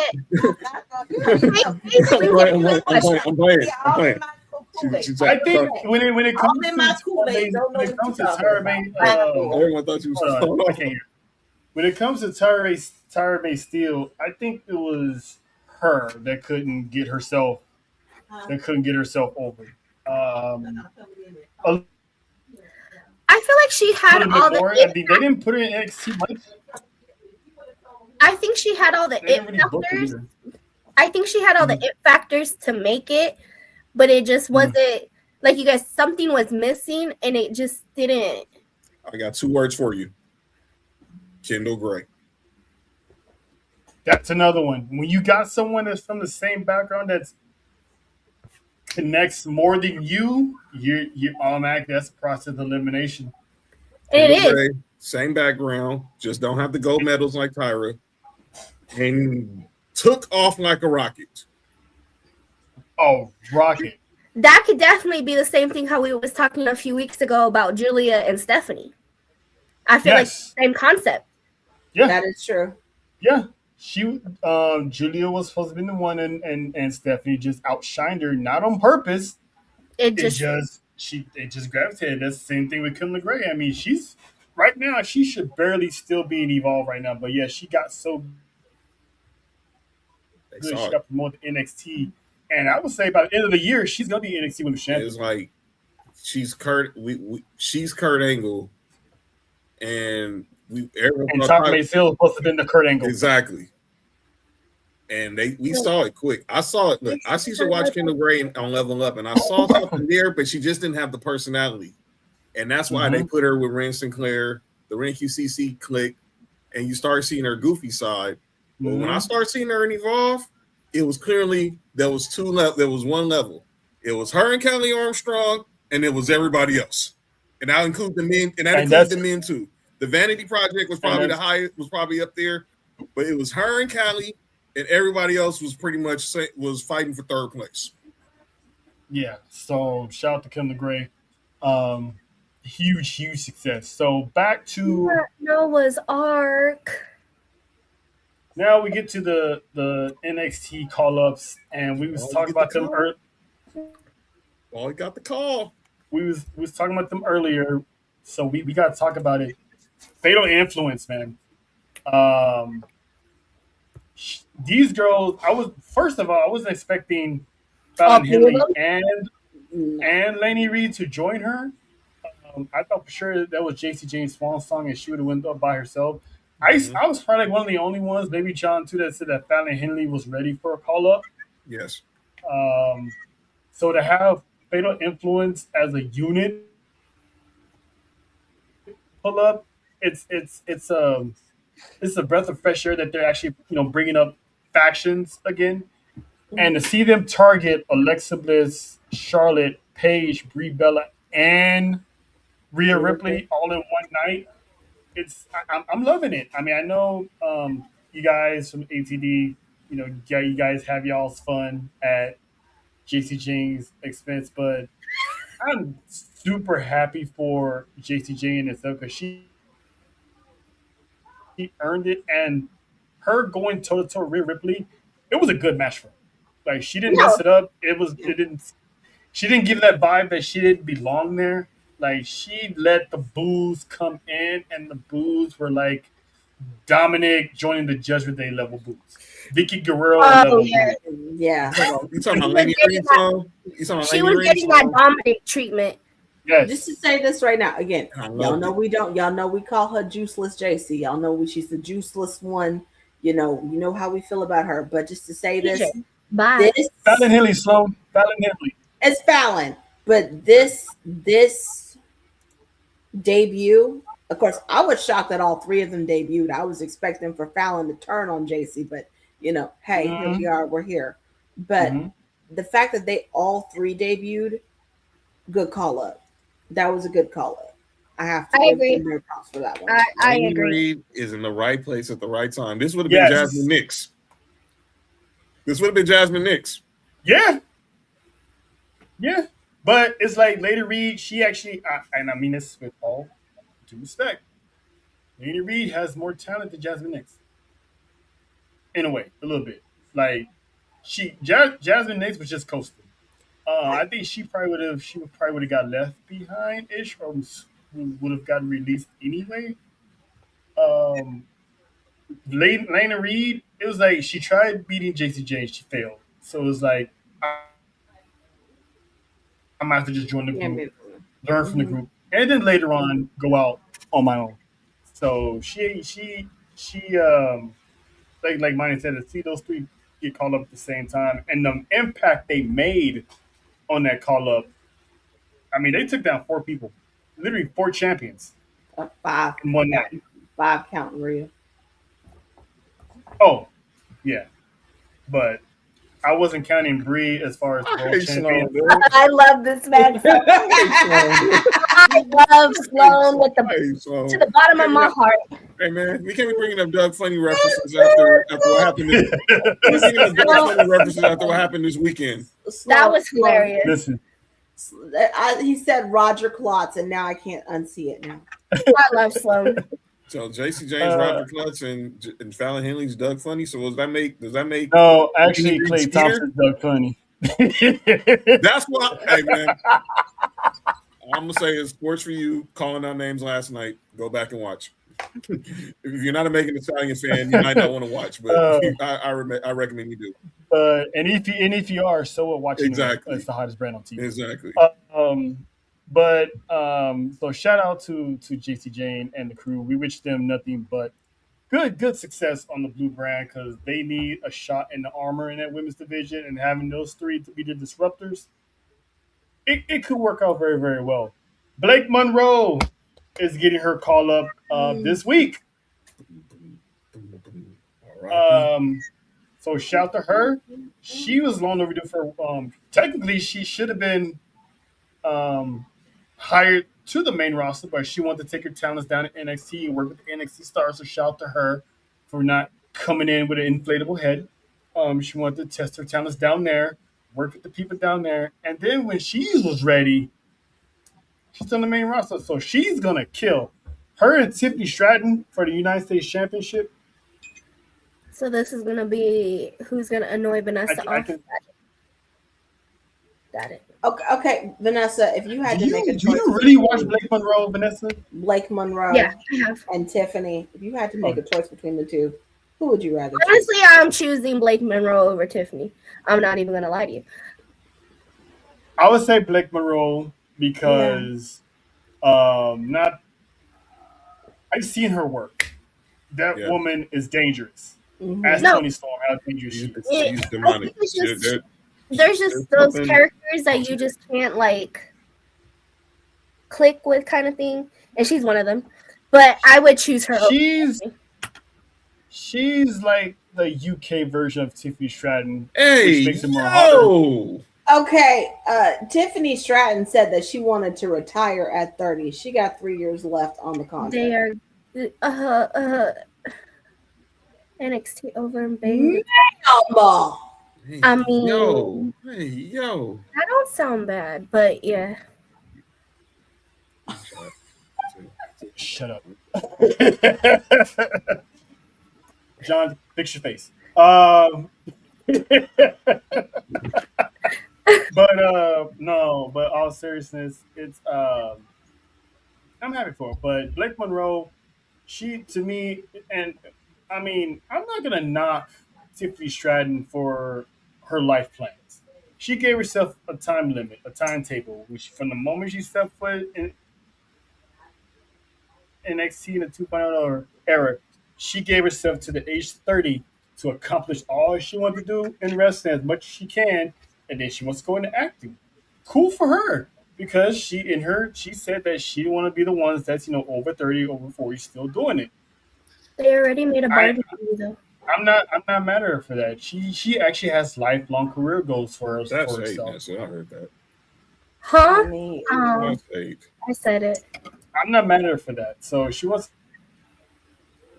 to be done by 30. Let it be done by 30. I'd say this right now. She got more career goals than we do. I mean, shout out to her. There are women in this. There are women that would kill to be in this business that don't have career goals like that. This is a stepping stone to that. That part. And it worked out for her because it's not like she was bad at wrestling.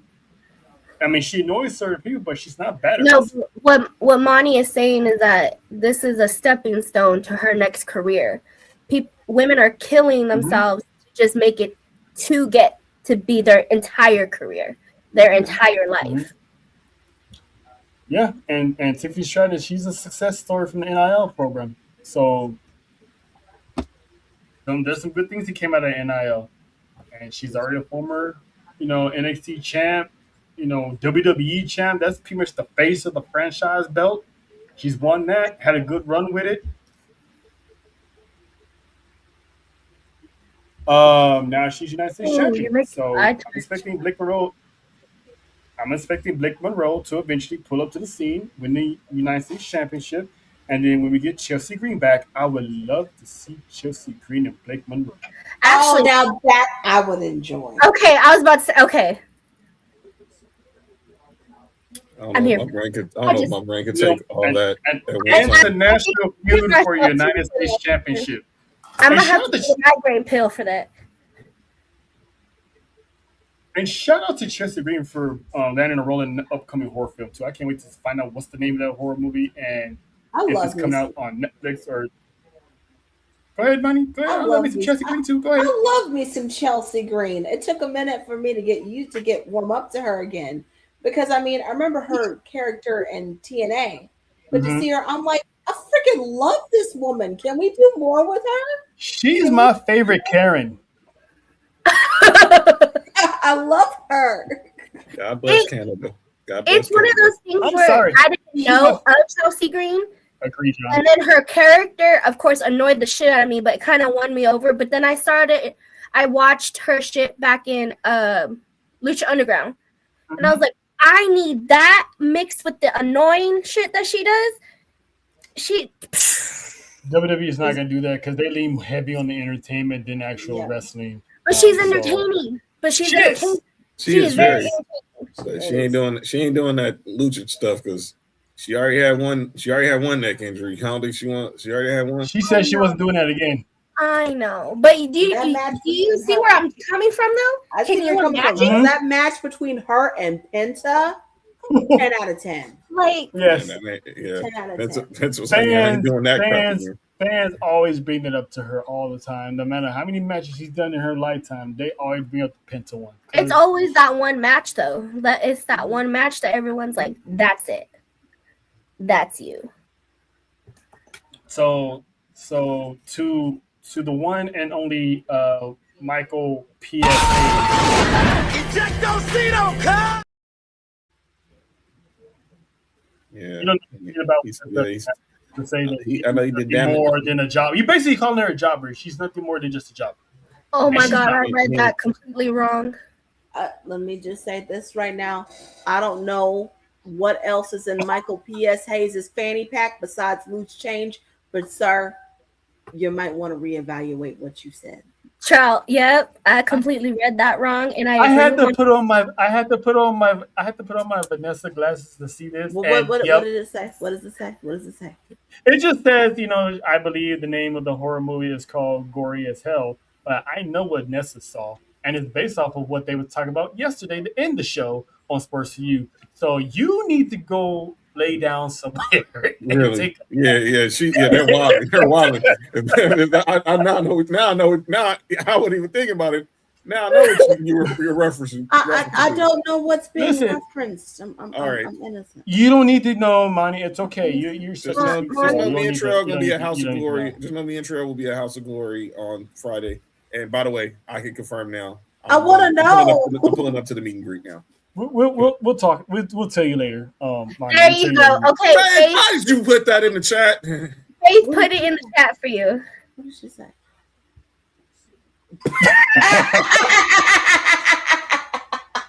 Happy endings.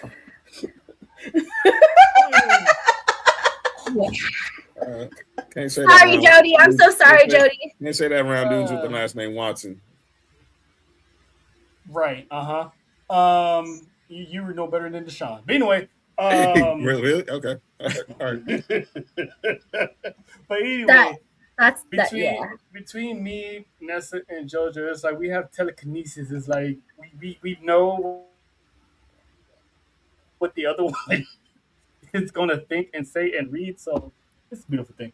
But Yeah, I'm another person that sets another person that's set to make their debut on Friday Night SmackDown is it's gonna be Absolute.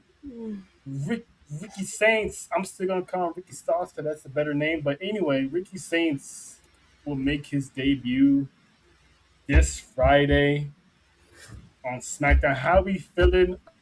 See, you say glory hole, and where here comes JoJo.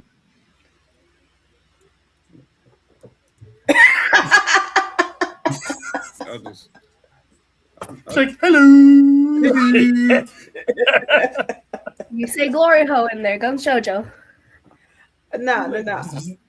Just okay, what were we talking about again? Ricky Sainz is making his debut on Friday. How are we feeling? Y'all eyes done seen the glory, huh? Y'all eyes done seen the glory. How are you feeling? How are you feeling about Ricky? About Ricky Sainz, okay. Pretty Ricky's what they call him. As I call him, Richard Saints. I have to say, you know, it's about time. I'm curious to see what Ricky does. I'm curious to see how he does it on SmackDown. I'm wondering if he's gonna, you know, possibly get in the face of a certain blonde-headed dude with a toxic bald-headed sugar daddy. That would be fun. You know, personally, I would like to see that. You know, because I mean, he does look like his toxic bald-headed sugar daddy. But I mean, that's just. She's talking about broken promises. I know what she's talking about, and I'm about to go cry, baby. Now I need to go watch that movie. You guys are making me squirrel so bad today. How you feeling, John, about Ricky? Is it the right time? Too soon? I'm like this. The dude been here. If he, it was a matter of time. If Ethan Page is gone, there's no purpose of keeping him there.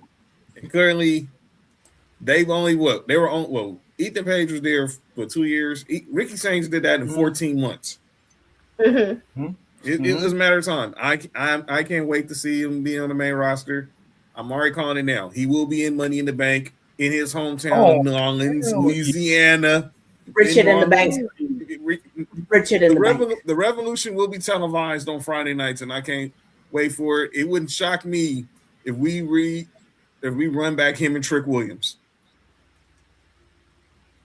Richard in the Bank. With the United States title, because Ricky Sainz looks like he can be a dope United States champion. I wouldn't mind that at all. I've been going to, and we haven't seen him yet, and hopefully he's still there.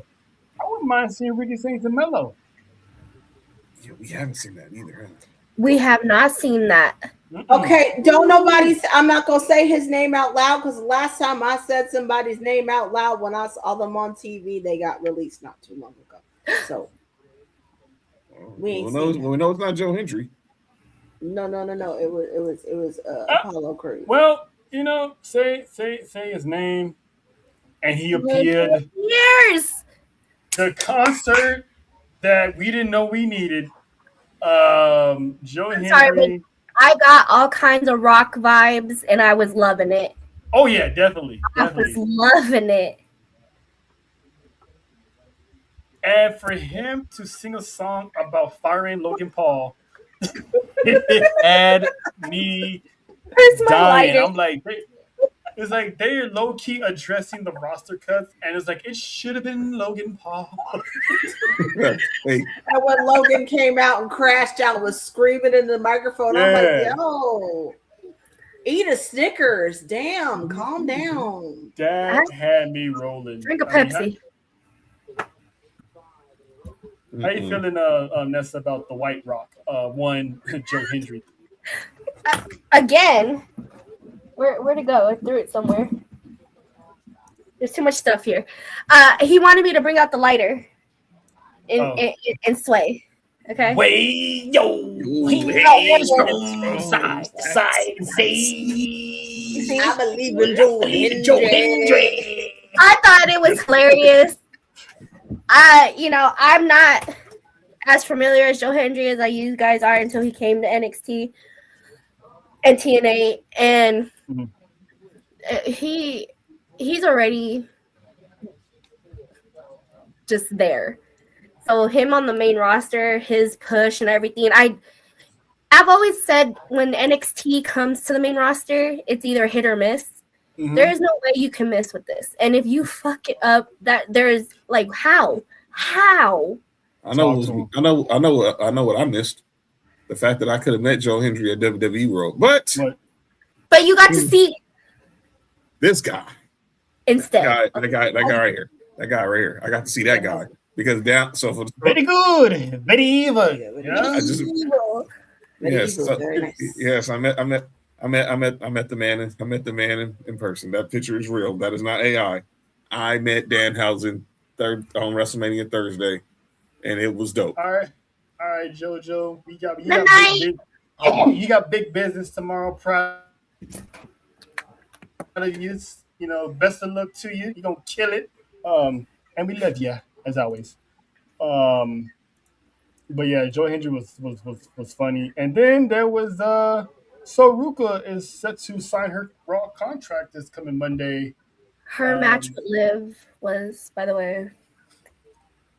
It was a coming out party. But do she go for the IC title? Do she go for Becky Lynch? Is she the next? I'd love to see it. Rebecca. I am not gonna lie. I thought they were about to pull a page at AJ Lee. I thought they were about to pull that trigger, and I'm not gonna lie. I wouldn't have been mad at it.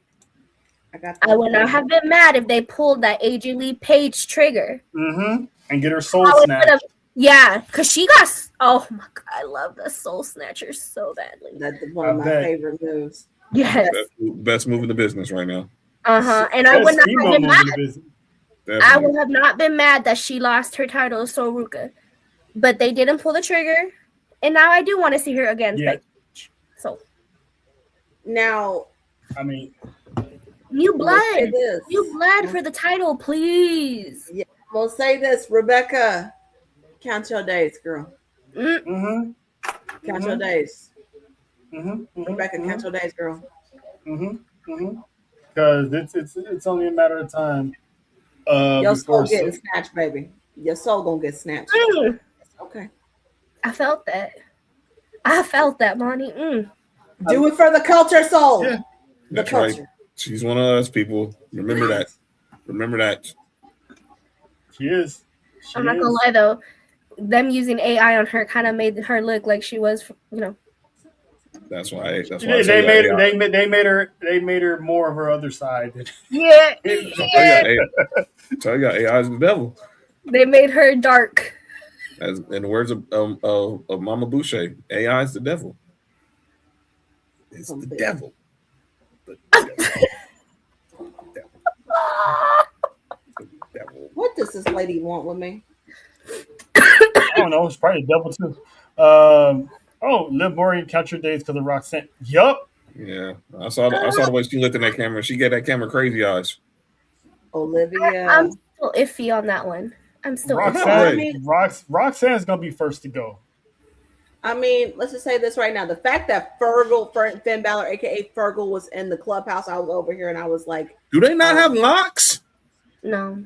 I sat there and I said it to them on the live. I was like, did they not change the lock to the clubhouse? No.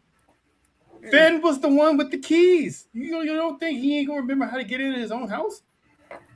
I'm just saying when it happens, and we're either gonna figure out which agent she looked for. It should have been me. It should have. I apologize. I want to see Raquel get booted first. I'm just saying.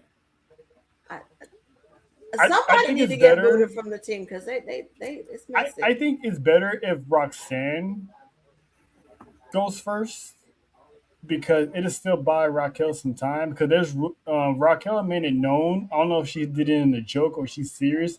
She wants to reign of the championship as well. So that might buy her some time. Send her down there, win that championship, bring that to the main roster, and then once her and Liv start going at it, she can beat Liv for that championship. You still got time for it. I still feel like Roxanne, the fact that, I'm sorry, y'all, by the way, my mom just gave me $200 for Mother's Day.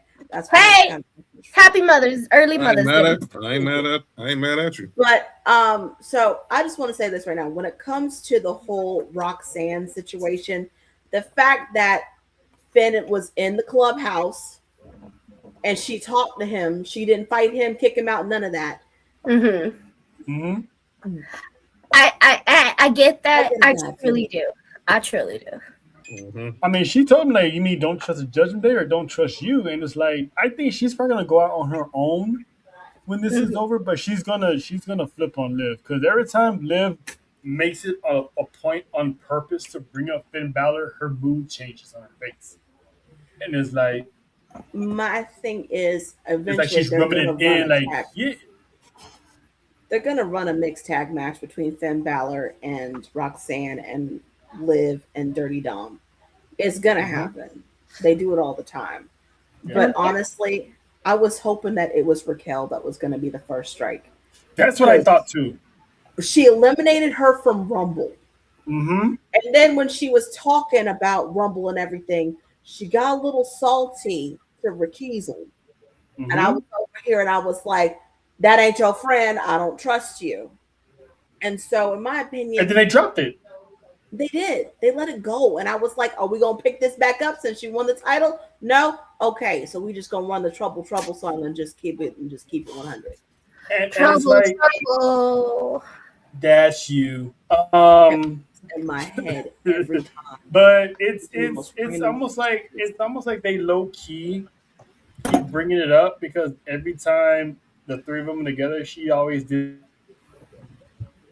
dismisses Raquel like to go somewhere so she can talk to Roxanne, and Raquel always has that look like, oh yeah, sure, okay. They're dangling that carrot in front of us and like, hey, don't forget, we still got this little story cooking. I don't need them to take a year like they did 2 years like they did with Dom and Finn. I need that shit to happen now. I mean, Dom did get hurt too. I mean, we waited 15 months to find out who pushed Jade into the car, so. And we still haven't found out who else is guilty. But anyway, congratulations, you're guilty. Mm-hmm. Yeah, but it's. You know, I think it's one of those. Roxanne is starting to become the more intrigued one in all this now because of the whole Finn Balor's name keep getting brought up. So now it's like we're more looking at Roxanne, and then when we least suspect it, it's gonna be Raquel later. So I think they switched on who's leaving first. But if you think about it, they could also be swerving us because that's the easier target too. Finn is out. Finn brought Roxanne in that we know of, right? Because so who is really working with Finn Balor? Exactly. To me personally, it would be a good swerve, but this is WWE and they don't know how to do plot twists like that. But it would be a really good swerve. Love you, Faith. Love you. Kiss that baby for us. Yeah, but get better. When that would be a really, really good thing where it would be like, oh, it's Raquel, it's Roxanne, and then it turns out to be Raquel. But they ain't never gonna do that. I think by the end of 2026, it's just gonna be Liv and Dom. Oh, definitely. Until we until they pull Eddie Guerrero with him too, and he cheats on Liv. This is true. Or 10 Mamacitas. Liv can actually dump Dom. What goes around comes around, right? I would like to see that instead if they did that twist.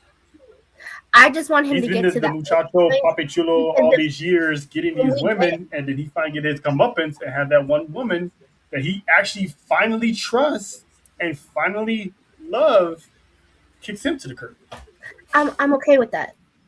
Because we finally will get him to that Eddie point where he fades it up and gains some more muscle because he's been getting a little thicker. And then he could be by himself. And I'll be there to pick up the pieces. I'll be right there.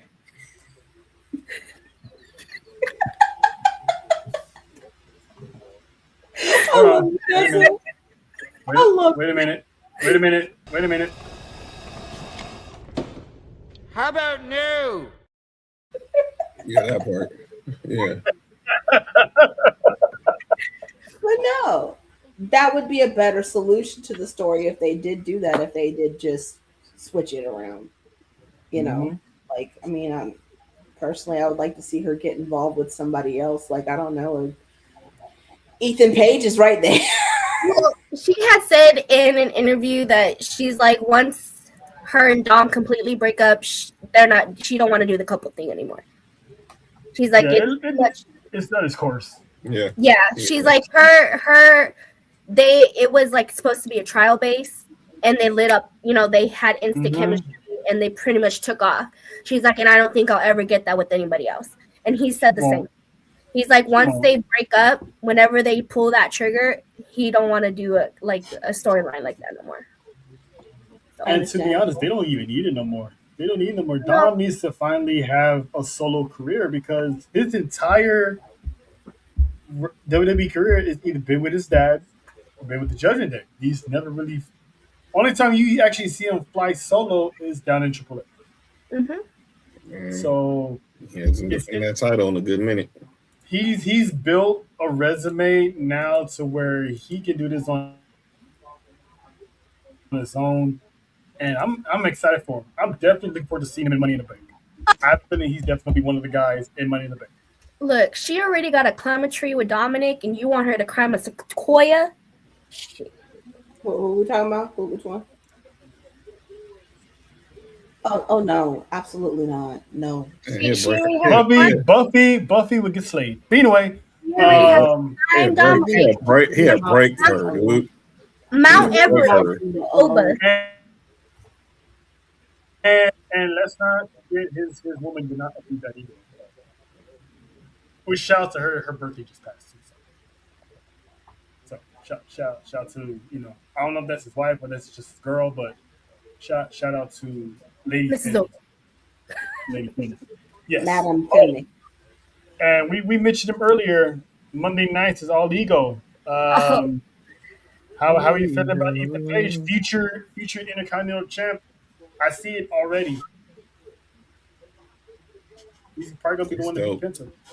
I don't have any. You want to get a fast track to a title? I see him. I don't have no to him just because. I mean, he's good, but then he he annoys me, but he doesn't annoy me. Does that make sense? Mm-hmm. He's one of those. That perfectly describes Ethan Page. He doesn't. He's one of those. I mean, I don't dislike the guy, but it's just I can't live without him. It's fine. He's there. It's okay. That means his character is doing his job. And for the most part, yeah, I completely agree with y'all. So it's kind of cool. Hello. If you can't like nor hate a person, I mean that's a unique character. And Sean put the belt on this dude a month into the company. That told me everything I need to know. His first match. Second. Maybe he won it at. He lost to Trick Williams at Battleground, and he beat Trick. It was the triple threat. Oh, he's talking about the NXT title. Yeah, the NXT title. That was his first match, wasn't it? It was second. His second one. Oh, it was second because it was Trick, Javon, and Ethan Page in the triple threat because they didn't want Trick to lose clean. Mm-hmm. We watched it too, and he just fell on top of. Yeah. And it was. I mean, again, it's one of those. Happy for you, I guess. Don't. That's something better than nothing. To be honest. And he beat Joe Hendry. Yeah. Mm-hmm. I'm waiting to see what the whole dynamic between him and Kofi progresses. See where that goes. Because I don't know where they're going with that. So I'm gonna hold my judgment on it on him turning heel or not. But hopefully he doesn't pass up Javon. But Ethan Page is one of those guys. I don't know about you, John, but every time I see Ethan Page, it's like Bobby Roode should be on this level. Dude, he reminds me so much. He's pretty much. He's Bobby Roode. He's evil Bobby. He's Bobby. And they're both Canadian. He's Bobby Roode in beer money, just with a little bit more swagger. Yeah. And pretty much he's champagne money is what you're saying. Yeah. Yes. I'm not gonna lie too. He also has that hit me face that kind of just he has that hit me face. He's kind of slappable. He's kind of slappable. He's one of those guys that loves being a heel and thrives in being a heel. That's why him and Chelsea Green dynamic worked perfect. Oh, that was the Them That was working amazing. together was amazing. Listen, draft Chelsea Green to Monday Night Raw and put these two back together. It's Ethan, one of, didn't it's one call of those me. I will say that even though Chelsea Green annoys me, I like her. And that says a lot. Because once you annoy me and make my eye twitch, I'm over you. So I don't know because there's good annoying too. Hi. That's what I'm saying. There's good annoying. Chelsea's that good annoying that she doesn't make eye twitch. She's like, I like her. She knows the hell out of me, but she's funny. The thing is that when she and Ethan were together, I was like, oh, okay, this is entertaining. Mm-hmm. It's kind of like Danhausen. Yeah, two peas in a pod. Okay, well, yeah. Shout out to Danhausen. Listen, don't curse me. Speaking of Danhausen, quick question on that, because a lot of people, some people in IWC are saying, is Danhausen getting overexposed? No. I don't give a damn. I don't feel like he is. I don't give a damn what day. Because he's only showing up on one show. It's not like he's on Raw, NXT. Has he even been on NXT? Raw, NXT, SmackDown. No. He's barely on Raw. He's really more on SmackDown. He showed up the Raw. He showed the Raw maybe 2 or 3 times to curse the New Day, and that was it. And then he went to SmackDown to raise hell with Miz, and those two are comedic. Yes. The segment of him in his house. Yes. It's like, get out of my pool. I was technically say I'm out of this pool, but I'm in this pool. It was beautiful. And again, Danhausen is like Chelsea Green to me because pinche vampiro. He's not a vampire. He has more of us than ghoul. Okay. He's a ghoul. He's not a vampire. even his cape is not a vampire cape. It's a ghoul. It has more of an oomph when they say vampiro. Okay. And for him. He makes very good decisions. He's never going to be cursed. Him leaving in that damn pink bike.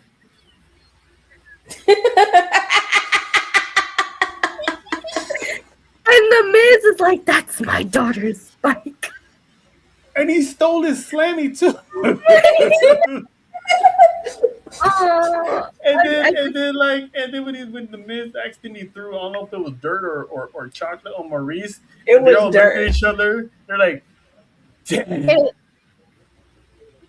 I think this and is he's like what, gone. Like, I feel like WWE needed this because we were getting it sort of from R-Truth, and they needed a comedic relief, and that's what he is. Mm-hmm. And it's crazy that we got Chelsea Green and Danhausen, and which is why WWE brought in Danhausen, but there was like so many people. Me and John were live at Baby Bros for this when he made his debut. So many people were trashing. I was like, y'all just don't know. I don't see why who the hell is this guy? I didn't trash him, but I did ask him. Yes. Here is my issue with it. I didn't like the way that they made him debut. I was like, first of all, this is Chicago. Second of all, they already heated. Don't do that here. Debut somebody big. Don't debut him here. And it's not like Chicago. And it's not like Chicago doesn't know Dan. Yeah, AEW did a show in that building. But not a lot of They people know who watch Danhausen is. AEW. That's why, because I wasn't mad about it. I wasn't mad about it, but I had to ask John, who is he? Because I didn't know who he was. It's hard to explain Danhausen. Yeah, it is. But he just funny. He explained to Danhausen, and then what did Danhausen do the next day? I warned you. I warned you. He was on my shit list for like a week or so. That he ran to the Bellas. I warned you. I warned you what he was capable of doing. You didn't believe me. He really did. And then you gotta be nice to him. Yeah, that's it. That's all it is. You can't be an asshole. You can't be an asshole. And Dominic Mysterio was an asshole. Like when he was wearing Uso merch, we're all over here going, "Hey, Hey, let him buy it. Don't say anything about it. Just leave him alone, okay? We And all what did they already do? They know took we him are to the in Waffle his House. shit. He was Yeethausen. I again, He was Yeethausen. he's just one of those characters that is annoying, but in a good way, like how Trow put it. And he's marketable. The adults love him. The kids love him. Like, and it's like Booker T was saying that he's glad that the fans turned around and saw what Danhausen can bring, and pairing him, the Miz is another one that's annoying. yes, but pair him with a good person, with the right person, for a comic relief is money. Entertainment. And seeing Miz get embarrassed and pulling out his hair, being so stressed out with somebody, it's always gonna sell merch. It's always gonna sell money. So those two, perfect. And then Danhausen, like, was he like 3-0 right now in the ring? Yeah. And let's not forget Kit Wilson, the Kit Wilson factor. Look up Danhausen. I love me some Kit Wilson now. I love him. Yeah. That's why every time I see Kit Wilson, I'm like, please call over. There's a time he was on the live and he was like, I wonder who it's gonna be, but I wonder if it's gonna be Obafemi. Obafemi's gonna come out. Obafemi came out. I was like, no. You gotta stop predicting. You gotta stop predicting stuff, Mike, because you're getting people hurt. It's like, not Kit Wilson. You got rid of Kit Wilson. I'm like, Kit Wilson is dead. I'm sorry, but no. May he rest in peace. Yep. So. Yep. But I got a question for everybody here. More importantly for Mani, because she represents the island, and the island has a particular set of skills on what they cover. How are we feeling about the first family? Lord have mercy. Like that cold open. One, I was not expecting it, but I enjoyed. That's Samoan Death Row. I'm gonna say it like this. I have sat on this and I have waited for a minute. And when he said we're talking about this, I was like, you sat on what? So focus, people. Focus. Focus, people. Focus. I have been waiting for this one because I have just. It's been part of just it's what we do here on the island. We look at it, we look at the story, we look at the details, and we analyze it. And so when I first saw this, again, beautiful cold open to the show. WWE, what this is, keep doing it. I want more. Because this right here, this reminds me a little bit of Lucha Underground and what they used to do. This is a little bit different than that. I enjoyed this. I see this. This is it's cinema. It's part of what they do in this business. But having Jimmy on the left side, Jay on the right side as his conscience, the devil and the angel and the reasonable angel on the other side. I was like, cool. This is perfect. But also, they were all sitting at the head of the table. Not standing behind him. Not standing next to him. Not sitting across from him. They were sitting at the head of the table with him. He's asking both of them for advice. He didn't do that before. He always leaned on Paul. But I do want to say, and Faith pointed it out. Faith pointed it out, and I was just like, this right here, this is not the bloodline anymore. No. They called them they changed the name. This is the first family. So we liking the mafia style faction name, the first family. We loving it. All right, we cooking. Get the reels ready. We cooking. Go ahead. Go ahead, Money. I have a few conspiracies though, because I'm gonna let everybody else talk because there are other things that I see. Because when we look at it, we look at everything. But I'm gonna let everybody else have their opinions first, and then I'm gonna share it. Nessa, how you feeling about the first family? Oh, I'm here for it. But we've also been ready for it, right?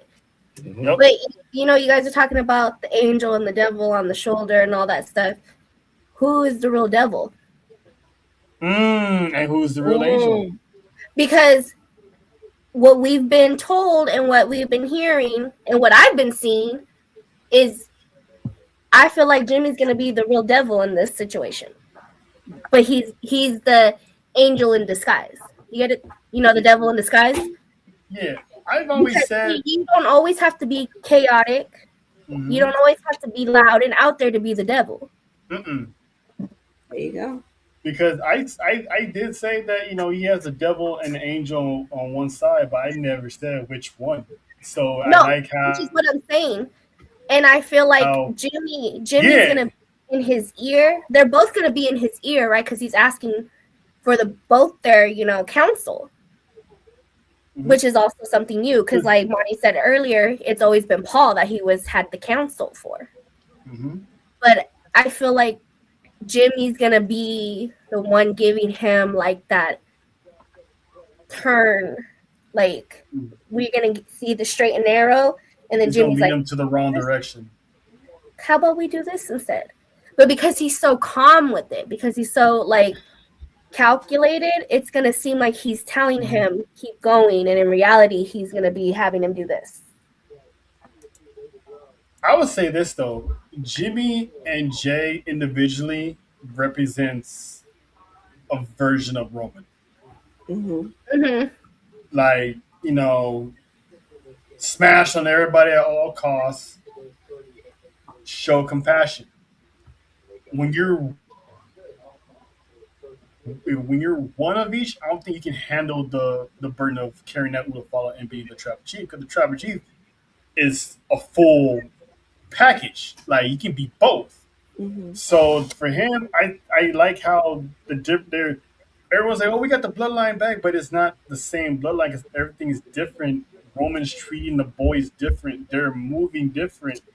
And I like how Jimmy was addressing the fans as these fools. So I was like, oh, they fools, huh? And I was like, all right, I like how you did that. So it's like it's a different.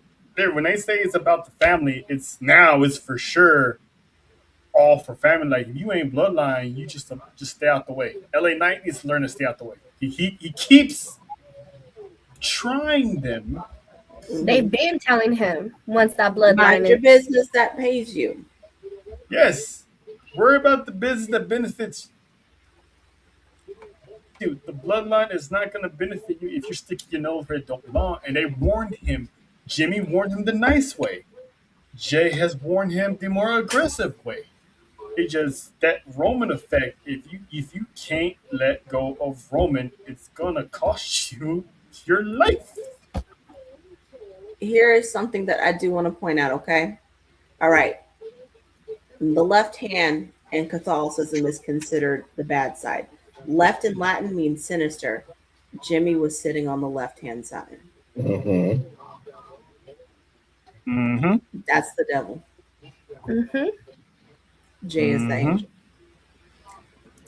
And we all love Jay. He's been the angel the entire time. Mm-hmm. He's a toxic angel because he's been going through his stuff a lot mentally for the past 6 years, but he's been truly the angel of it all. But also, that is a Gemini man in the middle, and just like a Gemini man to just sit there and put two people on the side of you to be your conscience. I love it. I absolutely adore this. I want more. Give me more. I'll take double of those. Feed me more. John, your thoughts on the first family? Which kind of sounds like a little presidential. So I'm definitely digging it. They looked like the Samoan Death Row. That was some boss life type stuff. All three of them on the same side of the table. I loved it. I loved the segment. I loved how it opened. Everything about it. It's all about the family. It's all about family. The first family. In case the first family, and that first family, letting y'all know, y'all. He's basically saying we're the first family, but we'll let y'all complete the rest of the sentence. Right. And there's another thing too. I did say earlier that Jimmy and Jay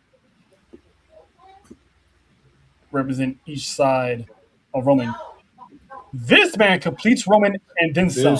This was insane. Now, Yes. this right here, Yes. there are several things that I noticed right now. Okay, first of all, that's a Tongan death grip. There ain't no way he ain't gonna get out of that one alive. Nope, at all. The second thing is this: Roman can outsmart Jacob because Jacob is coming in a little too hot. He's coming in a little too fast, and there's a way that you can outmaneuver him. What Jay said to Roman was this: do the same to me, do the same to him that you did to me in order to get him to fall in line. And then he also said to Jay, get in his face and make him respect you. That tells me a story. That tells me in order to get what you want, if you want this title, go after him. If you want him to fall in line, do to him what you did to me. And like what Jay told Jacob, you have to step toe to toe, eye to eye to Roman, and get prepared for war. Like, because Jay knows best about how to go toe to toe with Roman Reigns, because he did it himself.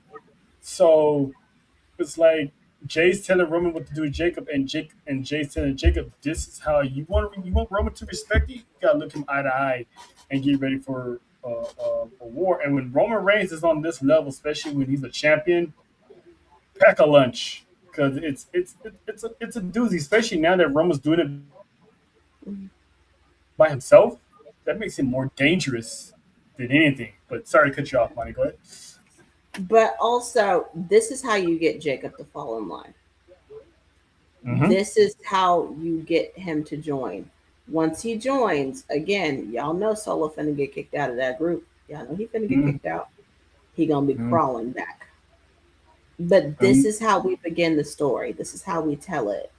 This is where it all starts. Now, that Tongan death grip, I swear to God, that was terrifying. I was like, oh my God, he's killing him. But no. I was here for it. I was not expecting to see that Tongan death grip. That caught me by surprise. I was like, oh snap.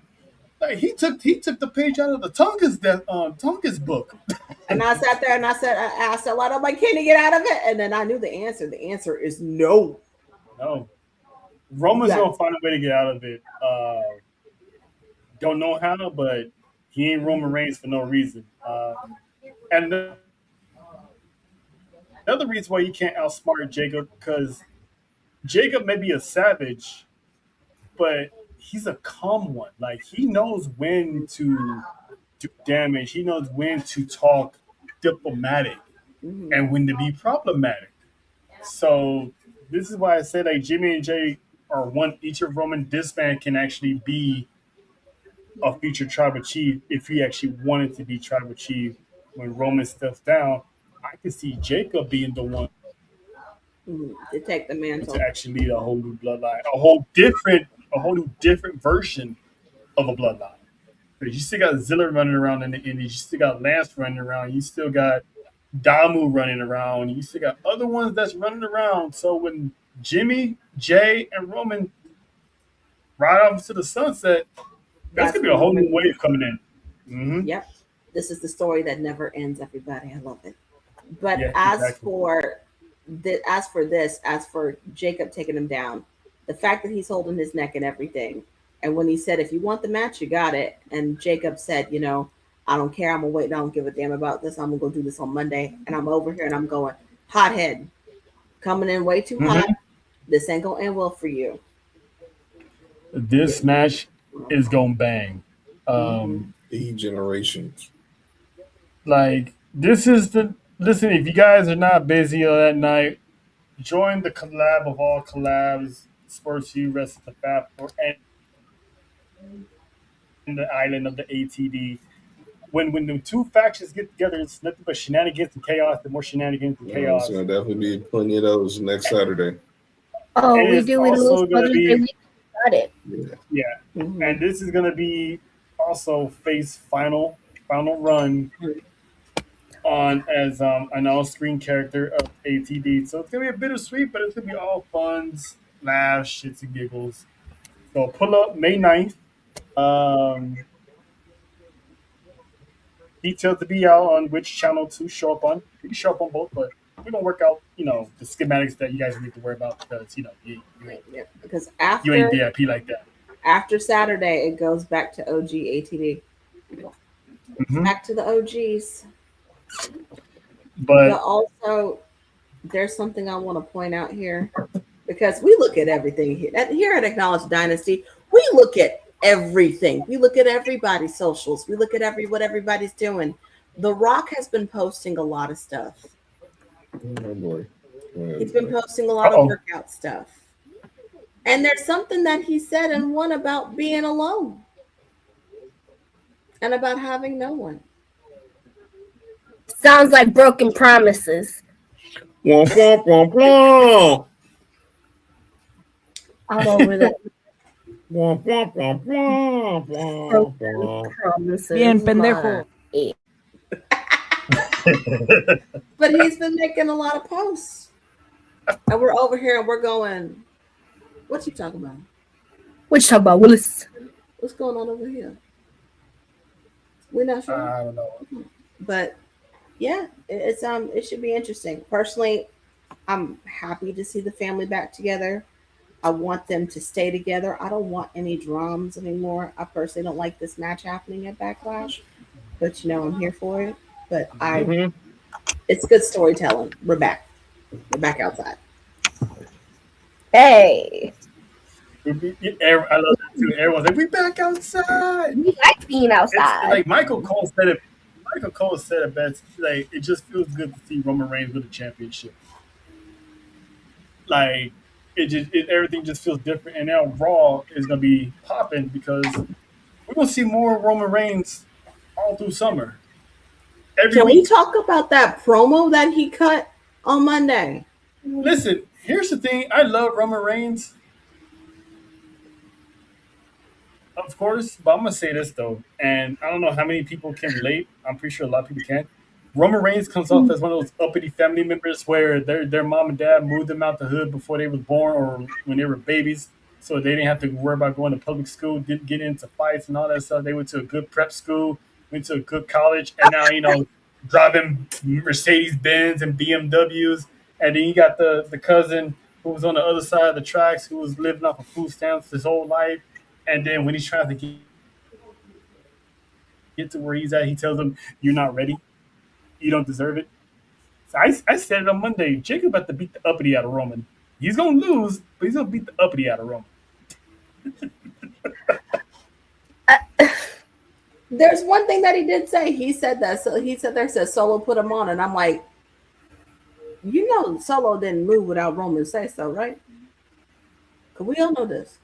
They say he couldn't get coffee delivered to the arena if he wanted to. I was like, damn. Like, damn, Solo, you gonna let Roman talk about you like that? But no. And it's crazy that Roman signs off on all these hirings. So it's like people forget, Roman Reigns is the last one you check in with. Mm-hmm. Whether you're checking with him or not, you think Triple H is the one signing check? Like, no, Roman says, okay, all right, cool. The simple fact that they went to both him and Seth about CM Punk and they said, y'all cool with this? And they were like, yes. Shout out to the Shield.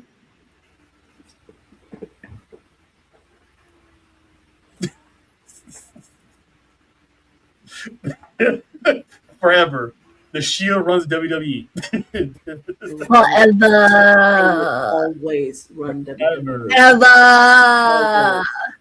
Although, like, The Rock doesn't have any friends, Seth apparently doesn't have any friends either. According to Braun Breaker, he doesn't. I'm loving this back to basics, Seth. I'm not even, he needed to get back to basics and away from all that, whatever the hell he was doing. I'm just so happy that he actually took my advice and stopped dressing like a club kid. That's what I'm saying. And yeah. Now he dressed like Neo, which I'm not mad at. He's rocking that the all black with black tie. I'm not all right. You just need the Neo. He cut that blonde out of his hair. Stop wearing Becky's clothes. Come on now. Please. I need Becky to get a whole new wardrobe though. But please and thank you. We appreciate it. Not happening. Becky dresses like she's in the 80s. We're not in the 80s no more. She gives me really Richter vibes. I think what she's going for. When she was in the big time, it was like, It was okay, dope. this was Wendy Richter meets Lady Gaga. Mm-hmm. But right now it's like she wears like those sweatpants, and I'm like, okay, you borrowed your husband's pants when you came out here, didn't you? It's like You're going to take out somebody. You look like you're going to take out the garbage and pants. As a wrestler, she's evolved, but as for wardrobe, is like I don't think she found her niche. I don't think she found her niche. No, and I need her to take not look, but I need her to do whatever Charlotte Flair is doing, because Charlotte Flair was the exact same way. She was not. I was like, "What are you dressing?" And now everything that she's wearing now, it's perfect, fits perfectly. Yeah, I'm loving her 95. Nothing's hanging and sagging at the back. No more front butt being shown. No more boobies popping out. Like it's perfect.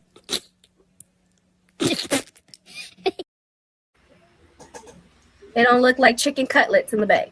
No, nobody like nobody wants to see that when you're having a match. Pasties, double stick tape, cover it up. JC Jane didn't get that message hurt at Santa in the liver. She sure did not. I'm glad she didn't. But anyway, listen. Listen. I'm like, okay, I know a few people that owes JC Jane an apology. Anyway, but yeah, that Jacob Fatu, Roman Reigns, Backlash. We in here. Big collab, May 9th. We're gonna be outside, but we're still gonna be inside here, but we're gonna be outside at the same time. So this is gonna be fun. I'm looking forward to this match. I can't wait to see how this is gonna be well produced. Because how is Roman gonna survive Jacob Fatu? I have a question for y'all. Yeah. How many spears do y'all think it's gonna take? 5. At least 3. I say 5. At least 3. 6. I think the fact that it's Jacob, I'm gonna say 5. Nelson got 6. She's trying to price this right me. I see what you're doing. That man got hit in the head with the goddamn toolbox and popped up like he was on crack. Okay, so a spear ain't gonna do shit to him. He cannot go down with 3 spears. There has to be at least 5 or 6. A spear is not gonna be shit to that man. That man run the ropes and wear him down in order to do it. Yeah, he's not a werewolf. He's a dire wolf. He's a dire wolf, not a werewolf. A dire wolf. Roman's gonna have to use every bit of resources in that brain of his and figure. He needs to channel his inner Bruce Wayne and figure this shit out. He's really gonna have to channel the ancestors. Seriously, because Jay said this 2 years ago. There's a reason why we don't call these people. Reason why we keep them cousin you don't look for at the family reunion. Yeah, these are the reason why those cousins stay on the other side of the tracks. Okay. That's why they don't get invited to the family cookouts, because it usually don't end in a cookout. It ends in a gunfight. Just so y'all know. Yeah. This is one of those times. Yeah, I have cousins like that, but I'm like, who are gonna be there? Oh, so and so. Well, yeah, I'm not going. So this is why I agree with Trell when he said that Jacob's gonna beat the uppity out of Roman. It was just the way he said it was hilarious. Yeah, he gonna beat the bougie out of that man. Okay. The thing is, it's not so much that, it's just you've heard stories about this cousin, like, yo, they did time. Mm-hmm. Like I'm scared. It's that kind of cousin. I'm telling you. All I'm gonna say is I hope and pray that we see Silva too in the stands. I don't even care if he's involved. I want to see him in the stands. My question. That's his boy.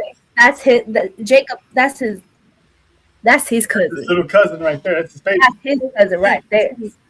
They keep teasing it, and I'm just like, y'all gonna bring him up or no? Y'all gonna bring him in here? So I got a little insider information earlier Uh-oh. from one Mark Henry. Mm. We were doing our interview, and he said that it's not going to be anytime soon, but it is definitely coming. But he's not ready yet. He's not up to standard yet. Okay. And I can see why he's not ready, and that's why I haven't really been too vocal about hurry up, bring him in, bring him in. He's still got work to do. He's still got a It's lot just one of those of things. polishing to He's do. so hot on the indies right now. You want to see him on that main roster, Yeah. right? But we Right. don't see what they see behind the Yeah. scenes. So yeah, so And I can see it, and I can see it from here. Is like I know he's not so there pretty yet. much But me and John, we're gonna have a good time. Go ahead. he's coming. He said he's coming. Yeah. It's just not. Mm-hmm. It's gonna It's take just a little more. yeah. Yeah, and Said me he's and on his John way. me and John gonna find out firsthand this Friday at the Globe in downtown Los Angeles for House of Glory when Dan Zilla Fatu go along with another family member in Lance, Hawaii for the HOG Hey, Crown Trail. Jewel Championship. Can you do me Yes. a favor? Can you bring this? How much me and is that a chancla? It's a chancla. Cause they both need a spanking. I'm sick and tired of this family and this bullshit and all of this fighting and stuff. Can you please bring a flip flop? I was just about to ask, are y'all? Yeah. You really want us to just get kicked out of the building, huh? No, Y'all they in- don't. are y'all They in want us to splash get put in the. They want us to get put in the hospital. That's what they try. Pretty much. Like they want I'm us to go straight tired down of this the. family fighting. Like I'm over here and I'm like, I'm about to get my belt. Like I need y'all to stop doing this. We get 2 weeks of bloodline feud from 2 different companies, and I love it. You didn't answer me. I said, are y'all in the splash zone? Yes. Y'all are in the splash zone again? Yep. Oh, that sounds like fun. Bet. Yep. We same spot too. I think this time we're in the front row. These videos are hilarious. And there have been a lot of videos from the last HOG show that in LA that's been circulating. And we come yours out truly have been front center. Yeah, we've been front and center in all the clips. Every clip. So we're gonna be front and center in more clips, along with Javon, along with Justin, along with Solo, and Jen, and hopefully we get that one guy that comes back, the one that was dressed up at Al Snow. That We want Ed. Shout out to Charles. Shout out to man Charles. Man, Yeah, man. He's a great musician. He is. Hope he brings head with him. He did a great Al Snow. What do we want? Hey, everyone was loving it. We want head.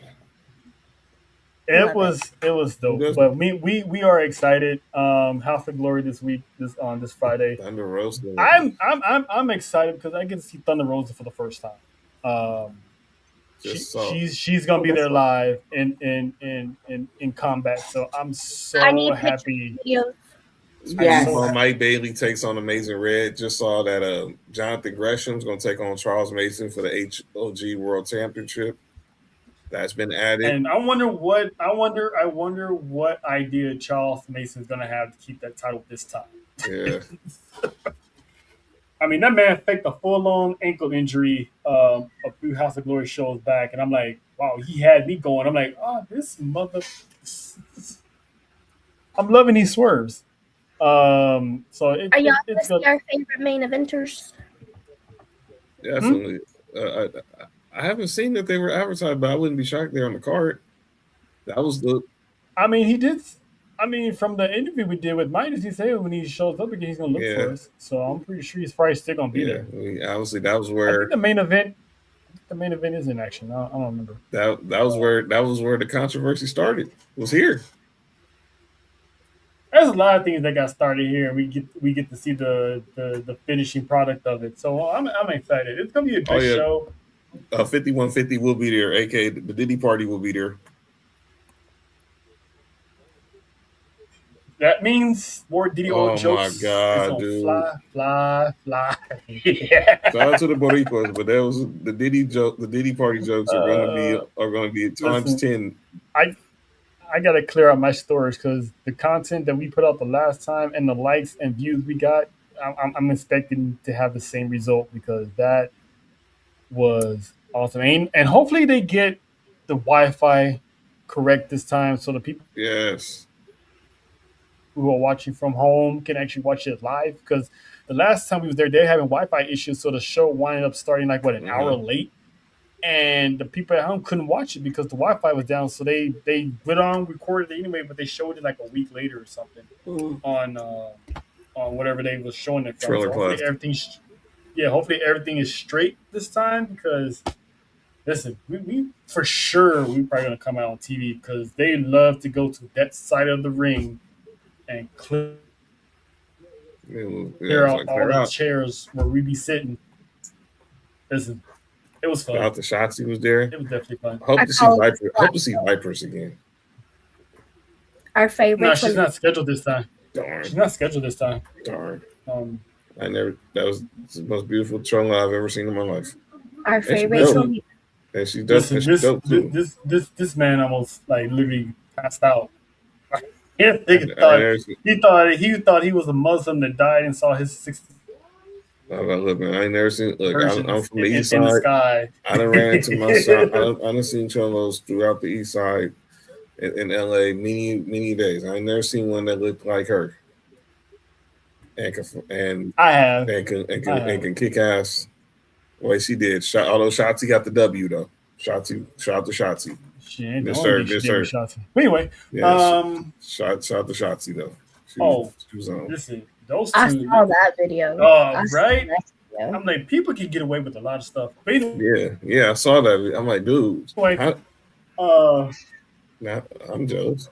It should have been me. But anyway, so that's pretty much our show's coverage. So I came across. Usually we have a new edition of the meme of the week. So I came across this one. We all got Jimmy Uso and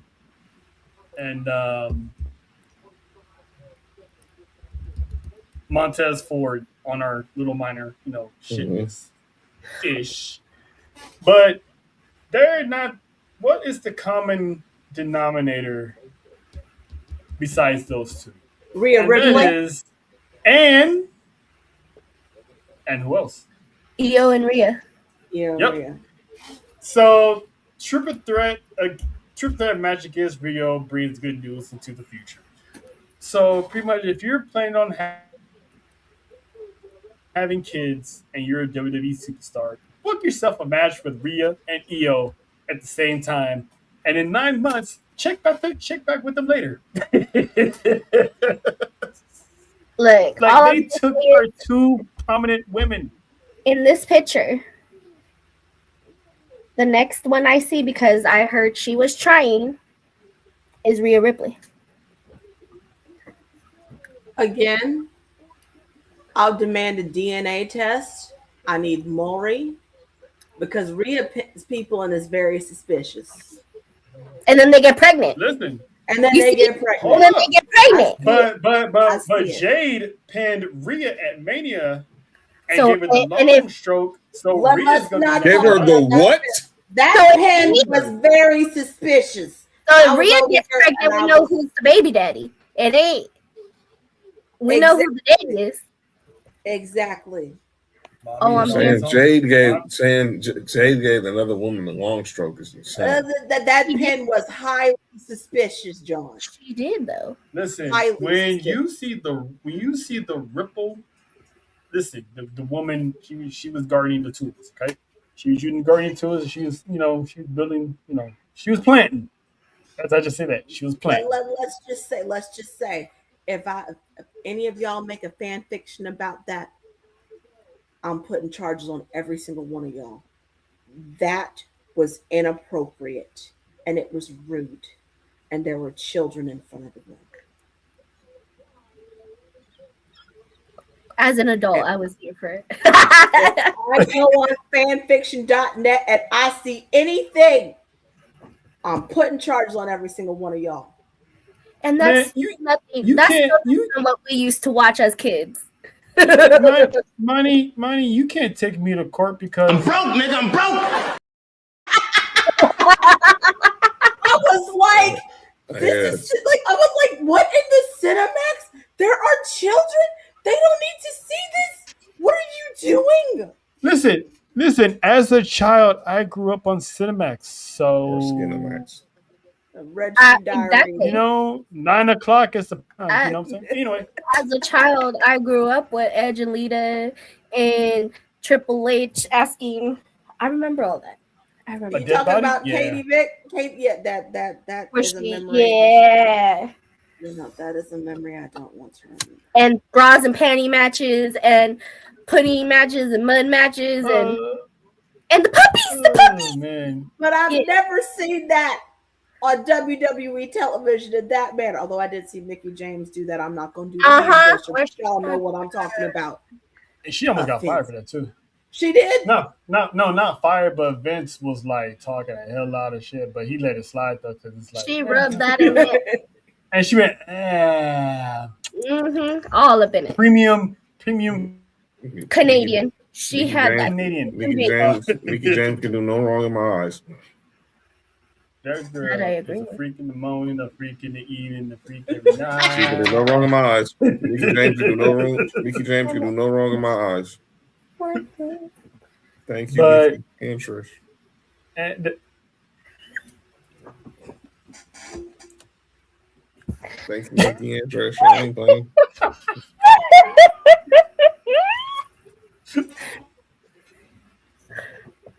Oh, them cheekbones ain't going nowhere.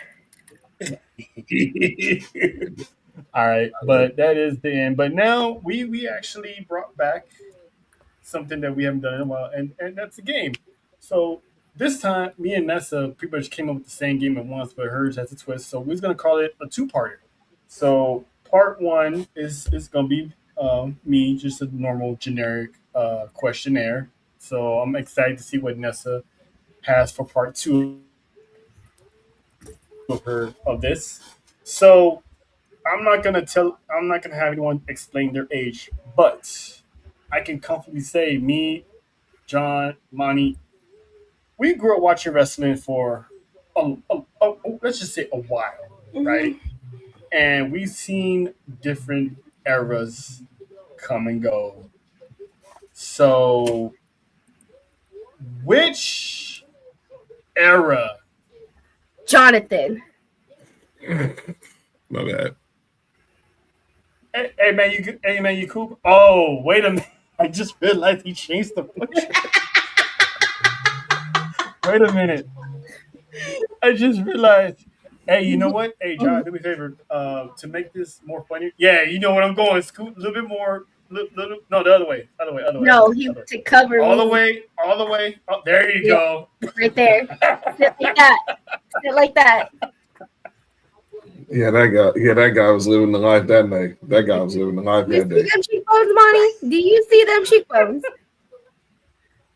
Listen, I'm gonna tell you like this, Monty. I've been to this man's home and I've seen family photos with his mom and baby girl. He can smile that hard like he is, and he loves his baby girl. Yeah, right. I mean, I was living the life that day. Good question. Because Trish Stratus is mother. How does she hasn't aged today, has she? No. That is natural. That is all natural. Beautiful. I don't know how she does it. Right. She does that fitness training stuff for years. And they have kids, and I applaud them. Her and Mickey James, my lord. What a night! What a day that was! But back to the game. I'm gonna exclude Nesta out of this because she's only been alive for, I would say, the end of one era, but Roots of Aggression was basically her growing up party right there.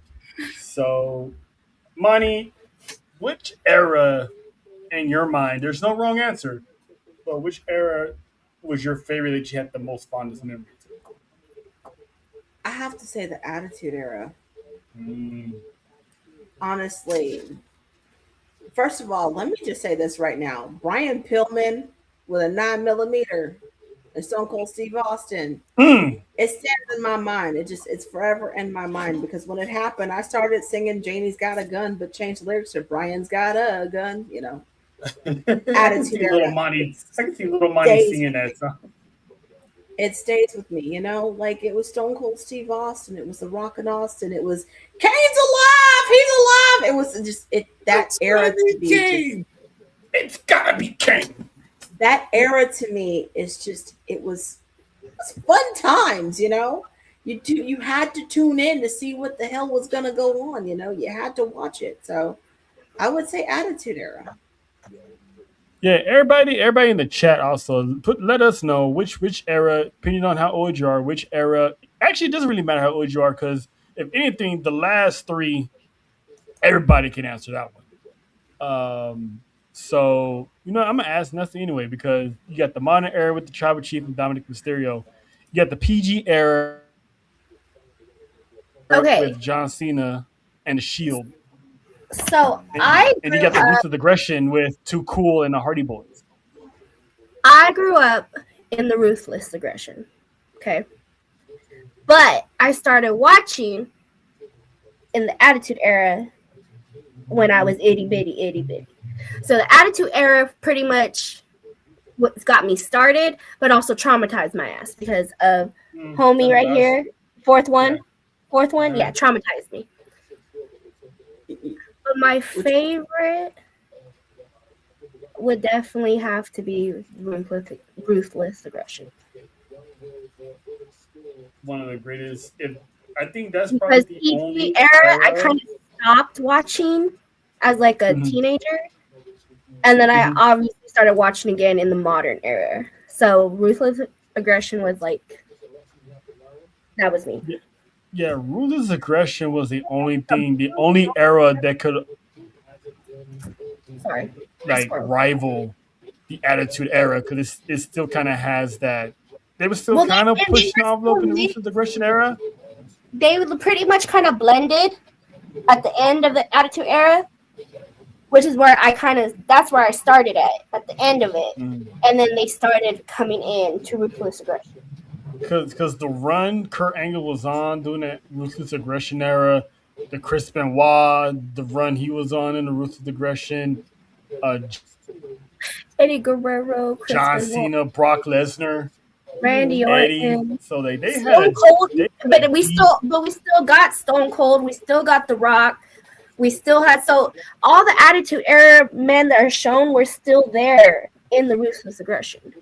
More towards the twilight of the end of their careers, basically, because Stone Cold was already retired. He was just doing, GM. He was a GM for a while and stuff like. Oh, Sheriff Austin, excuse me. But we still saw them, is my thing. Like they were still there. Yeah, I never had the chance to see him. I'm still mad about that. He's the only guy I haven't seen yet, Stone Cold. So every time I go to the event, I'm hoping one day, for no apparent reason, I just hear glass break. I need that. He's the only one left. Everybody from the Attitude Era at one point I've seen during the Ruthless Aggression era. Obviously, I was young enough to go to the Golden Eras, PLEs, and stuff like that because I was watching, but we didn't have the kind of money to do that. I started going to shows during the Ruthless Aggression era with the Anti-Americans, Christian, Edge when they was feuding, Test, La Resistance. They had a deep tag team roster back then. Billy and Chuck. Me,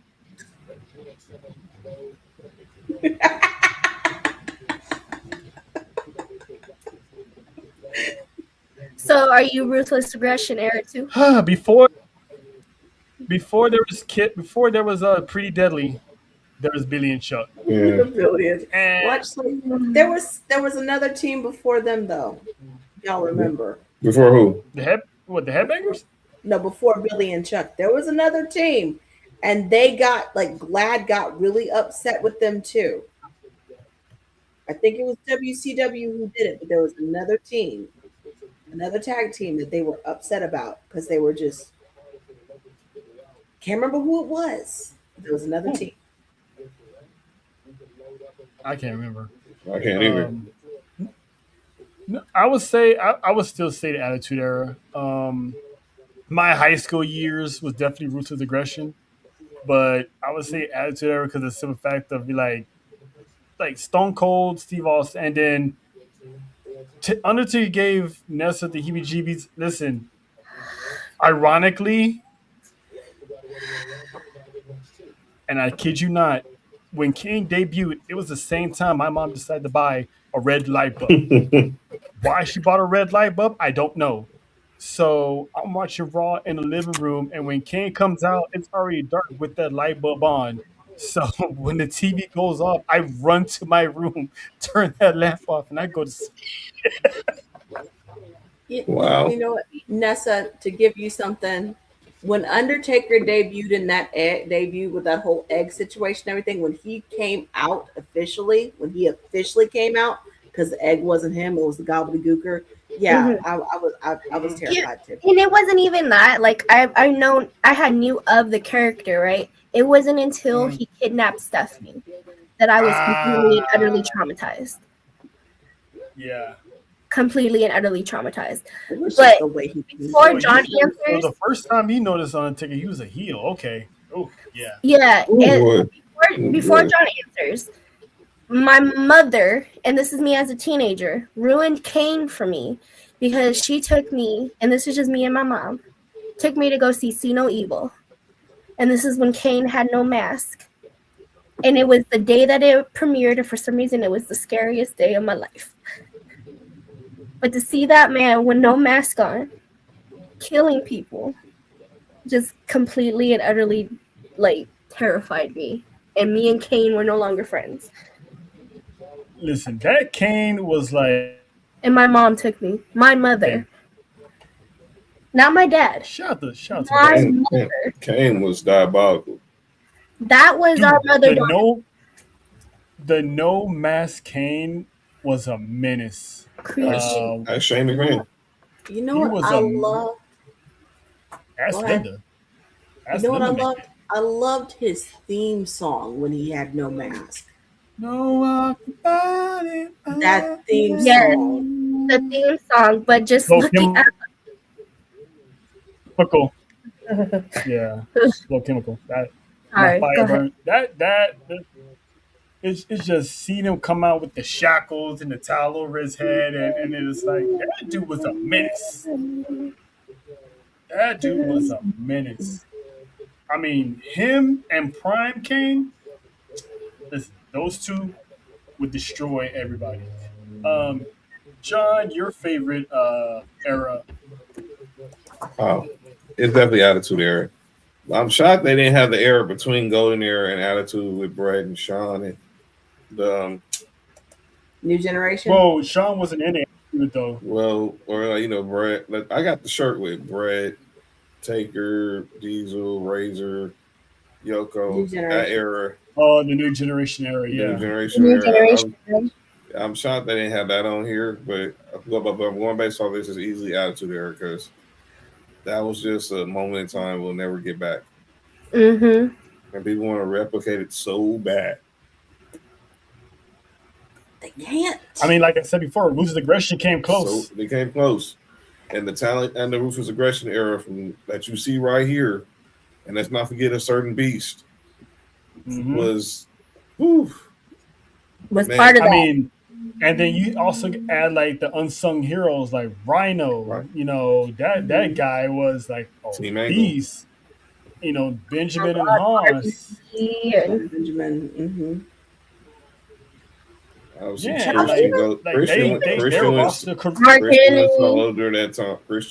went solo during that time. Chavo, come on now. Their roster, Super crazy. Their You roster- had the Mexicools. Come on now. Oh man, Mexico. they misused them so bad. Mexico is so crazy. bad. I love If them. Juventud had his stuff together, man, ain't no telling how far he would have went in WWE. We got. Did we get prime time during Ruthless Aggression, or was that PG era? Yes, Prime time? Prime players. That's PG era. Prime time players is definitely PG era. Prime time. Sorry, crime time. Prime time. Prime time. They was ruthless. More Yeah. like Yeah, I want RP Chat, guess what? It was the moment it turned the PG era when they really pushed John Cena as the guy. Yeah. When he became WWE champ, it was still the Ruthless Aggression era. John So, Cena was like the face. once they really, teenager. yeah, when he became the face, that's the PG era. But that Ruthless Aggression roster can actually rival the Attitude Era's roster. True. So those two are ever going to be my favorites, but Attitude Era, that's where the heart is. Yes. All right, La Madrina. Okay, so here's mine. It's kind of same, but I have male and female.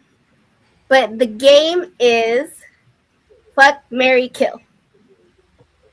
Oh Lord. So there's 4 of us. So we'll pair. I want to pair us up. So it'll be me and Monty, and of course John and Trell. Mm-hmm. We get to choose each other's era, and then you have to. Then we'll pick 3 people out of that era, and then you tell me, will you marry or kill? Okay. All right. Okay. All right. All right. Listening. Okay. Ladies first. Ladies Let's first. see how this game goes. Ladies first. Okay. Monty. All right. The era I'm gonna choose for you, and it's easier for us. Would you like me to choose male or female? Obviously, Male. Male. So I'm gonna do modern era for you. Okay. And the 3 guys I'm choosing for you is Roman, Seth, Cody. Oh boy. All right. I'm killing Cody. That's too easy. That's too easy. I'm killing Cody. That's too easy. Man, what was even? Hey, on there? That was a layup. You should have let Monty pick. You should have let Monty pick her own era. Hold up. She's killing Cody, but I want to know who she's marrying and who she's fucking. Oh, Jesus Christ. All right. I'm going to hate fuck Seth Rollins, and I'm marrying Roman. Man, how do you hate that? How do you hate? She said, if I take one more drink, Easy. Talk to people. I'm going to end up. Talk to people. Do it all the time. Man. Okay, go ahead. All right, Monty. What you got for Nessa? Okay. Attitude Era, Triple H, Kane, or The Rock. Oh. She gonna be a freak with a mask on. Well, let me put it to you like this. I'm killing Kane.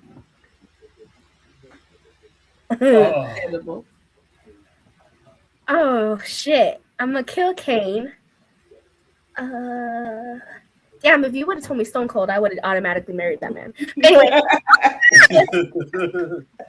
You know what? Damn, they're both successful. How do I do this? You know what? I'm gonna fuck Triple H and marry The Rock. There you go. I'm gonna marry The Rock.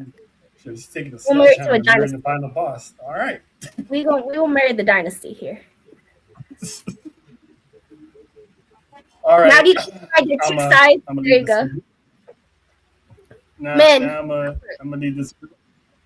Okay. All right, John. Each one I can kind of figure where he's going from each era, so it's not an easy one. Let's see. But it depends on who you choose. Question. That is true. You know what? Okay, John. I'm gonna give you the PG era. Right. Natalia, Paige, Nikki Bella. R.I.P. Nikki Bella. Oh, you a smart man.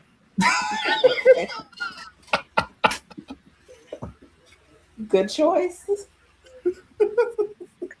Paige, me and you gonna me and Paige gonna. She gonna know. I'm gonna have Paige telling her that it's my house. Oh, so you gonna make a video with Paige? Got it. No, I ain't gonna try. I ain't gonna torment her like that. Although her parents said she could. Although her dad said she would be the next Kim Kardashian. She could have been. She could have been the next Kim Kardashian after that tape came out. And Listen, I'm gonna sidetrack real quick. If he didn't say that, she would have committed suicide. So the fact that he made that statement literally saved her life. Amen. Mm-hmm. And then I'm marrying Natty. Come on, now. You married the dynasty. You see? It ain't right. Look at that. All right, Terrell. Boy.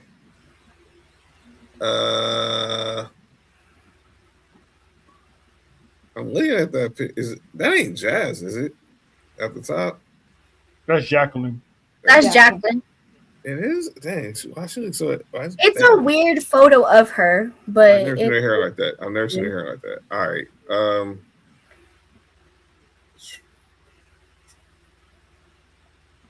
Okay. So we're going to go with modern era. Okay. I'm giving you the 3 horsewomen not named Bailey. Oh, so the first 3. You're doing Becky, Charlotte, and Sasha. Mm-hmm. I know what John doing purposely leaving out Bailey. Ooh, okay. All right. I'm definitely, putting Becky 6 feet under. She can get up out of here. I'm definitely putting my blueprint in the boss. And I'm also gonna marry the dynasty. Woo! That's y'all just married rich. Y'all just figured I mean, hey. hey, if Monty would have chose Stone Cold, I would have married Stone Cold. Yeah. So yeah. Shout out, Nessa. Shout out to you. Shout out to you. That was. I told you. Listen, even if you told me, I still would have kept a straight face. So I'm like, ooh, this is gonna be good. I told you. That was fun. I enjoyed that. Thank y'all very much. That was good. I like how we got to pick our favorite era and then turn around and say, now out of those eras that we didn't pick, who is getting the goods, who's getting the shovel, and who and the alimony at the end of it all. But with that being said, this is what we doing. We doing this, but we doing. I made this song. You like it or what? How about new? All right. It is time for the favorite part of the show, and it is, this is what we're doing, where we see something out there in the wrestling world, whether it's IWC or on our TV screen, and they relate, is this what the hell we really doing? So I know for certain reason John is itching to get started. So go ahead, sir. Who do you call? I need let the ladies go first. I gotta find it again, but I know who I'm calling out. I know who I'm saying this is what we're doing to, but I want to let the ladies go first.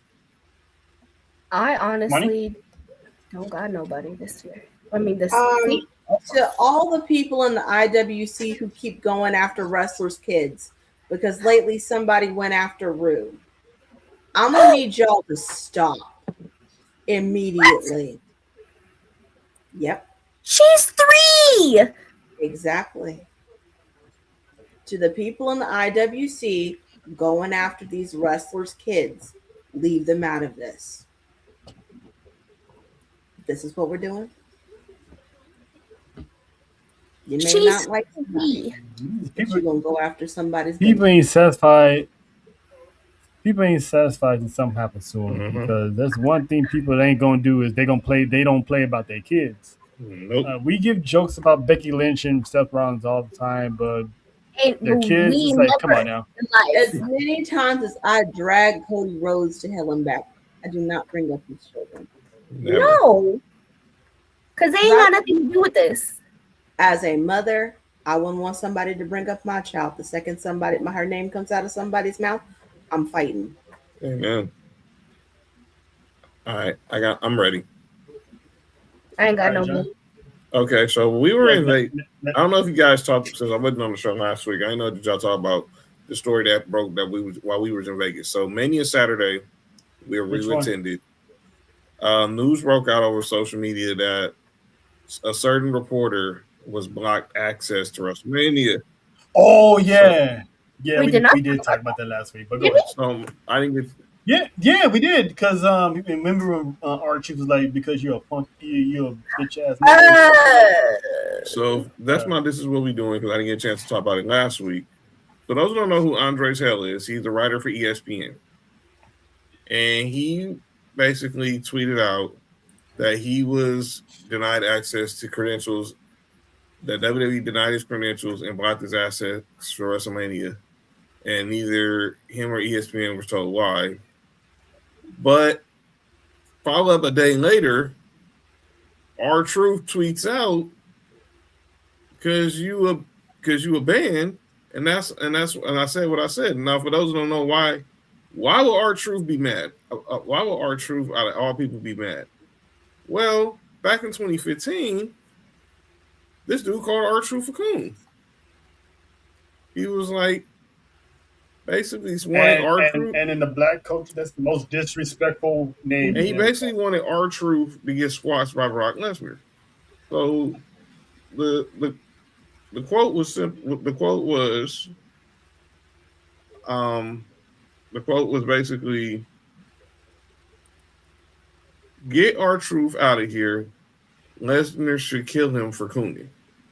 But this dude was mad because he didn't get. But this is the same guy who bashed WrestlePalooza, who's had graded some of the WWP leagues since they've been at ESPN, and I saw a lot of people defending him. This is what we're doing is to everyone in IWC who was defending Andres Hale. Did you go at him for calling R-Truth a coon 10 years ago? Did you even do your research? Because like our boy Eshawn said, you really gotta be a real disgusting individual if R-Truth doesn't like you. Mm-hmm. And this is what we doing. My other one was, you have to bring out Ron killings in real life. Oh, you have to bring out the Ron killings of real life into this. That means you really foul. And it's like when something like this happens, I always implore people to do their research because WWE just don't just do something or not do something for no reason. There's always going to be something behind it. So when someone gets banned, there's a reason why you got banned. Now, I didn't know he called him a coon. And if so, yeah, you deserve to lose all your access. Period. End of sentence. Mm-hmm. They don't. That's one thing WWE don't play about. Despite what IWC may think, they don't play the racism.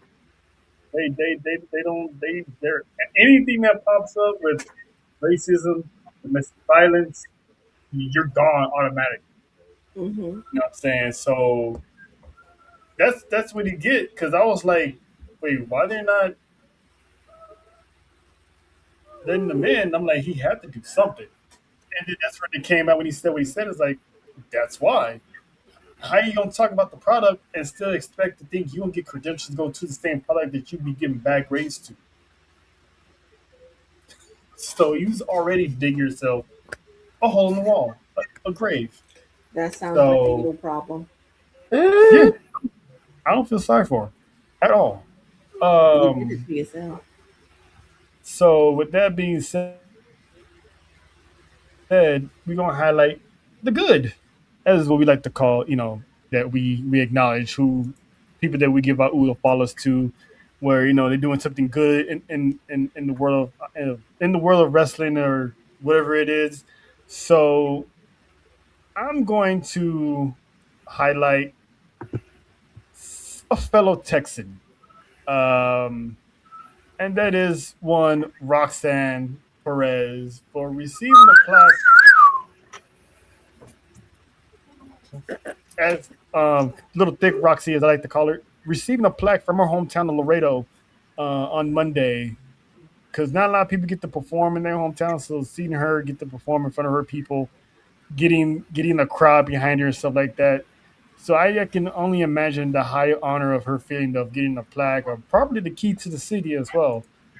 So for me, it's just shout out to um, Roxanne, and an honorable shout out to Killer Cali, because that woman is officially on the NXT roster. We met her in Vegas. Cool girl. Met her in Vegas. She pretty much made her final declaration at Evolve. She's officially NXT, and her and Jada Parker. Lord have mercy, I'm gonna need a couple of minutes or two with a box of Kleenex because they gonna tear the house down next week. So, oh no, I'm good.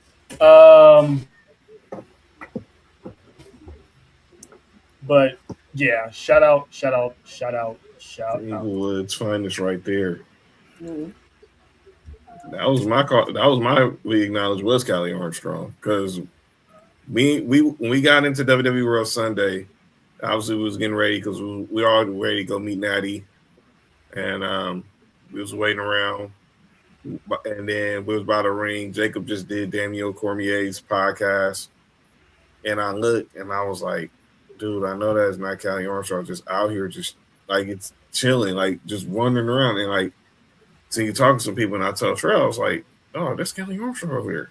Dog, let's go." Went over there, we gave her flowers. It was honored to the picture. Her mom took the picture for us, and it was just dope, man.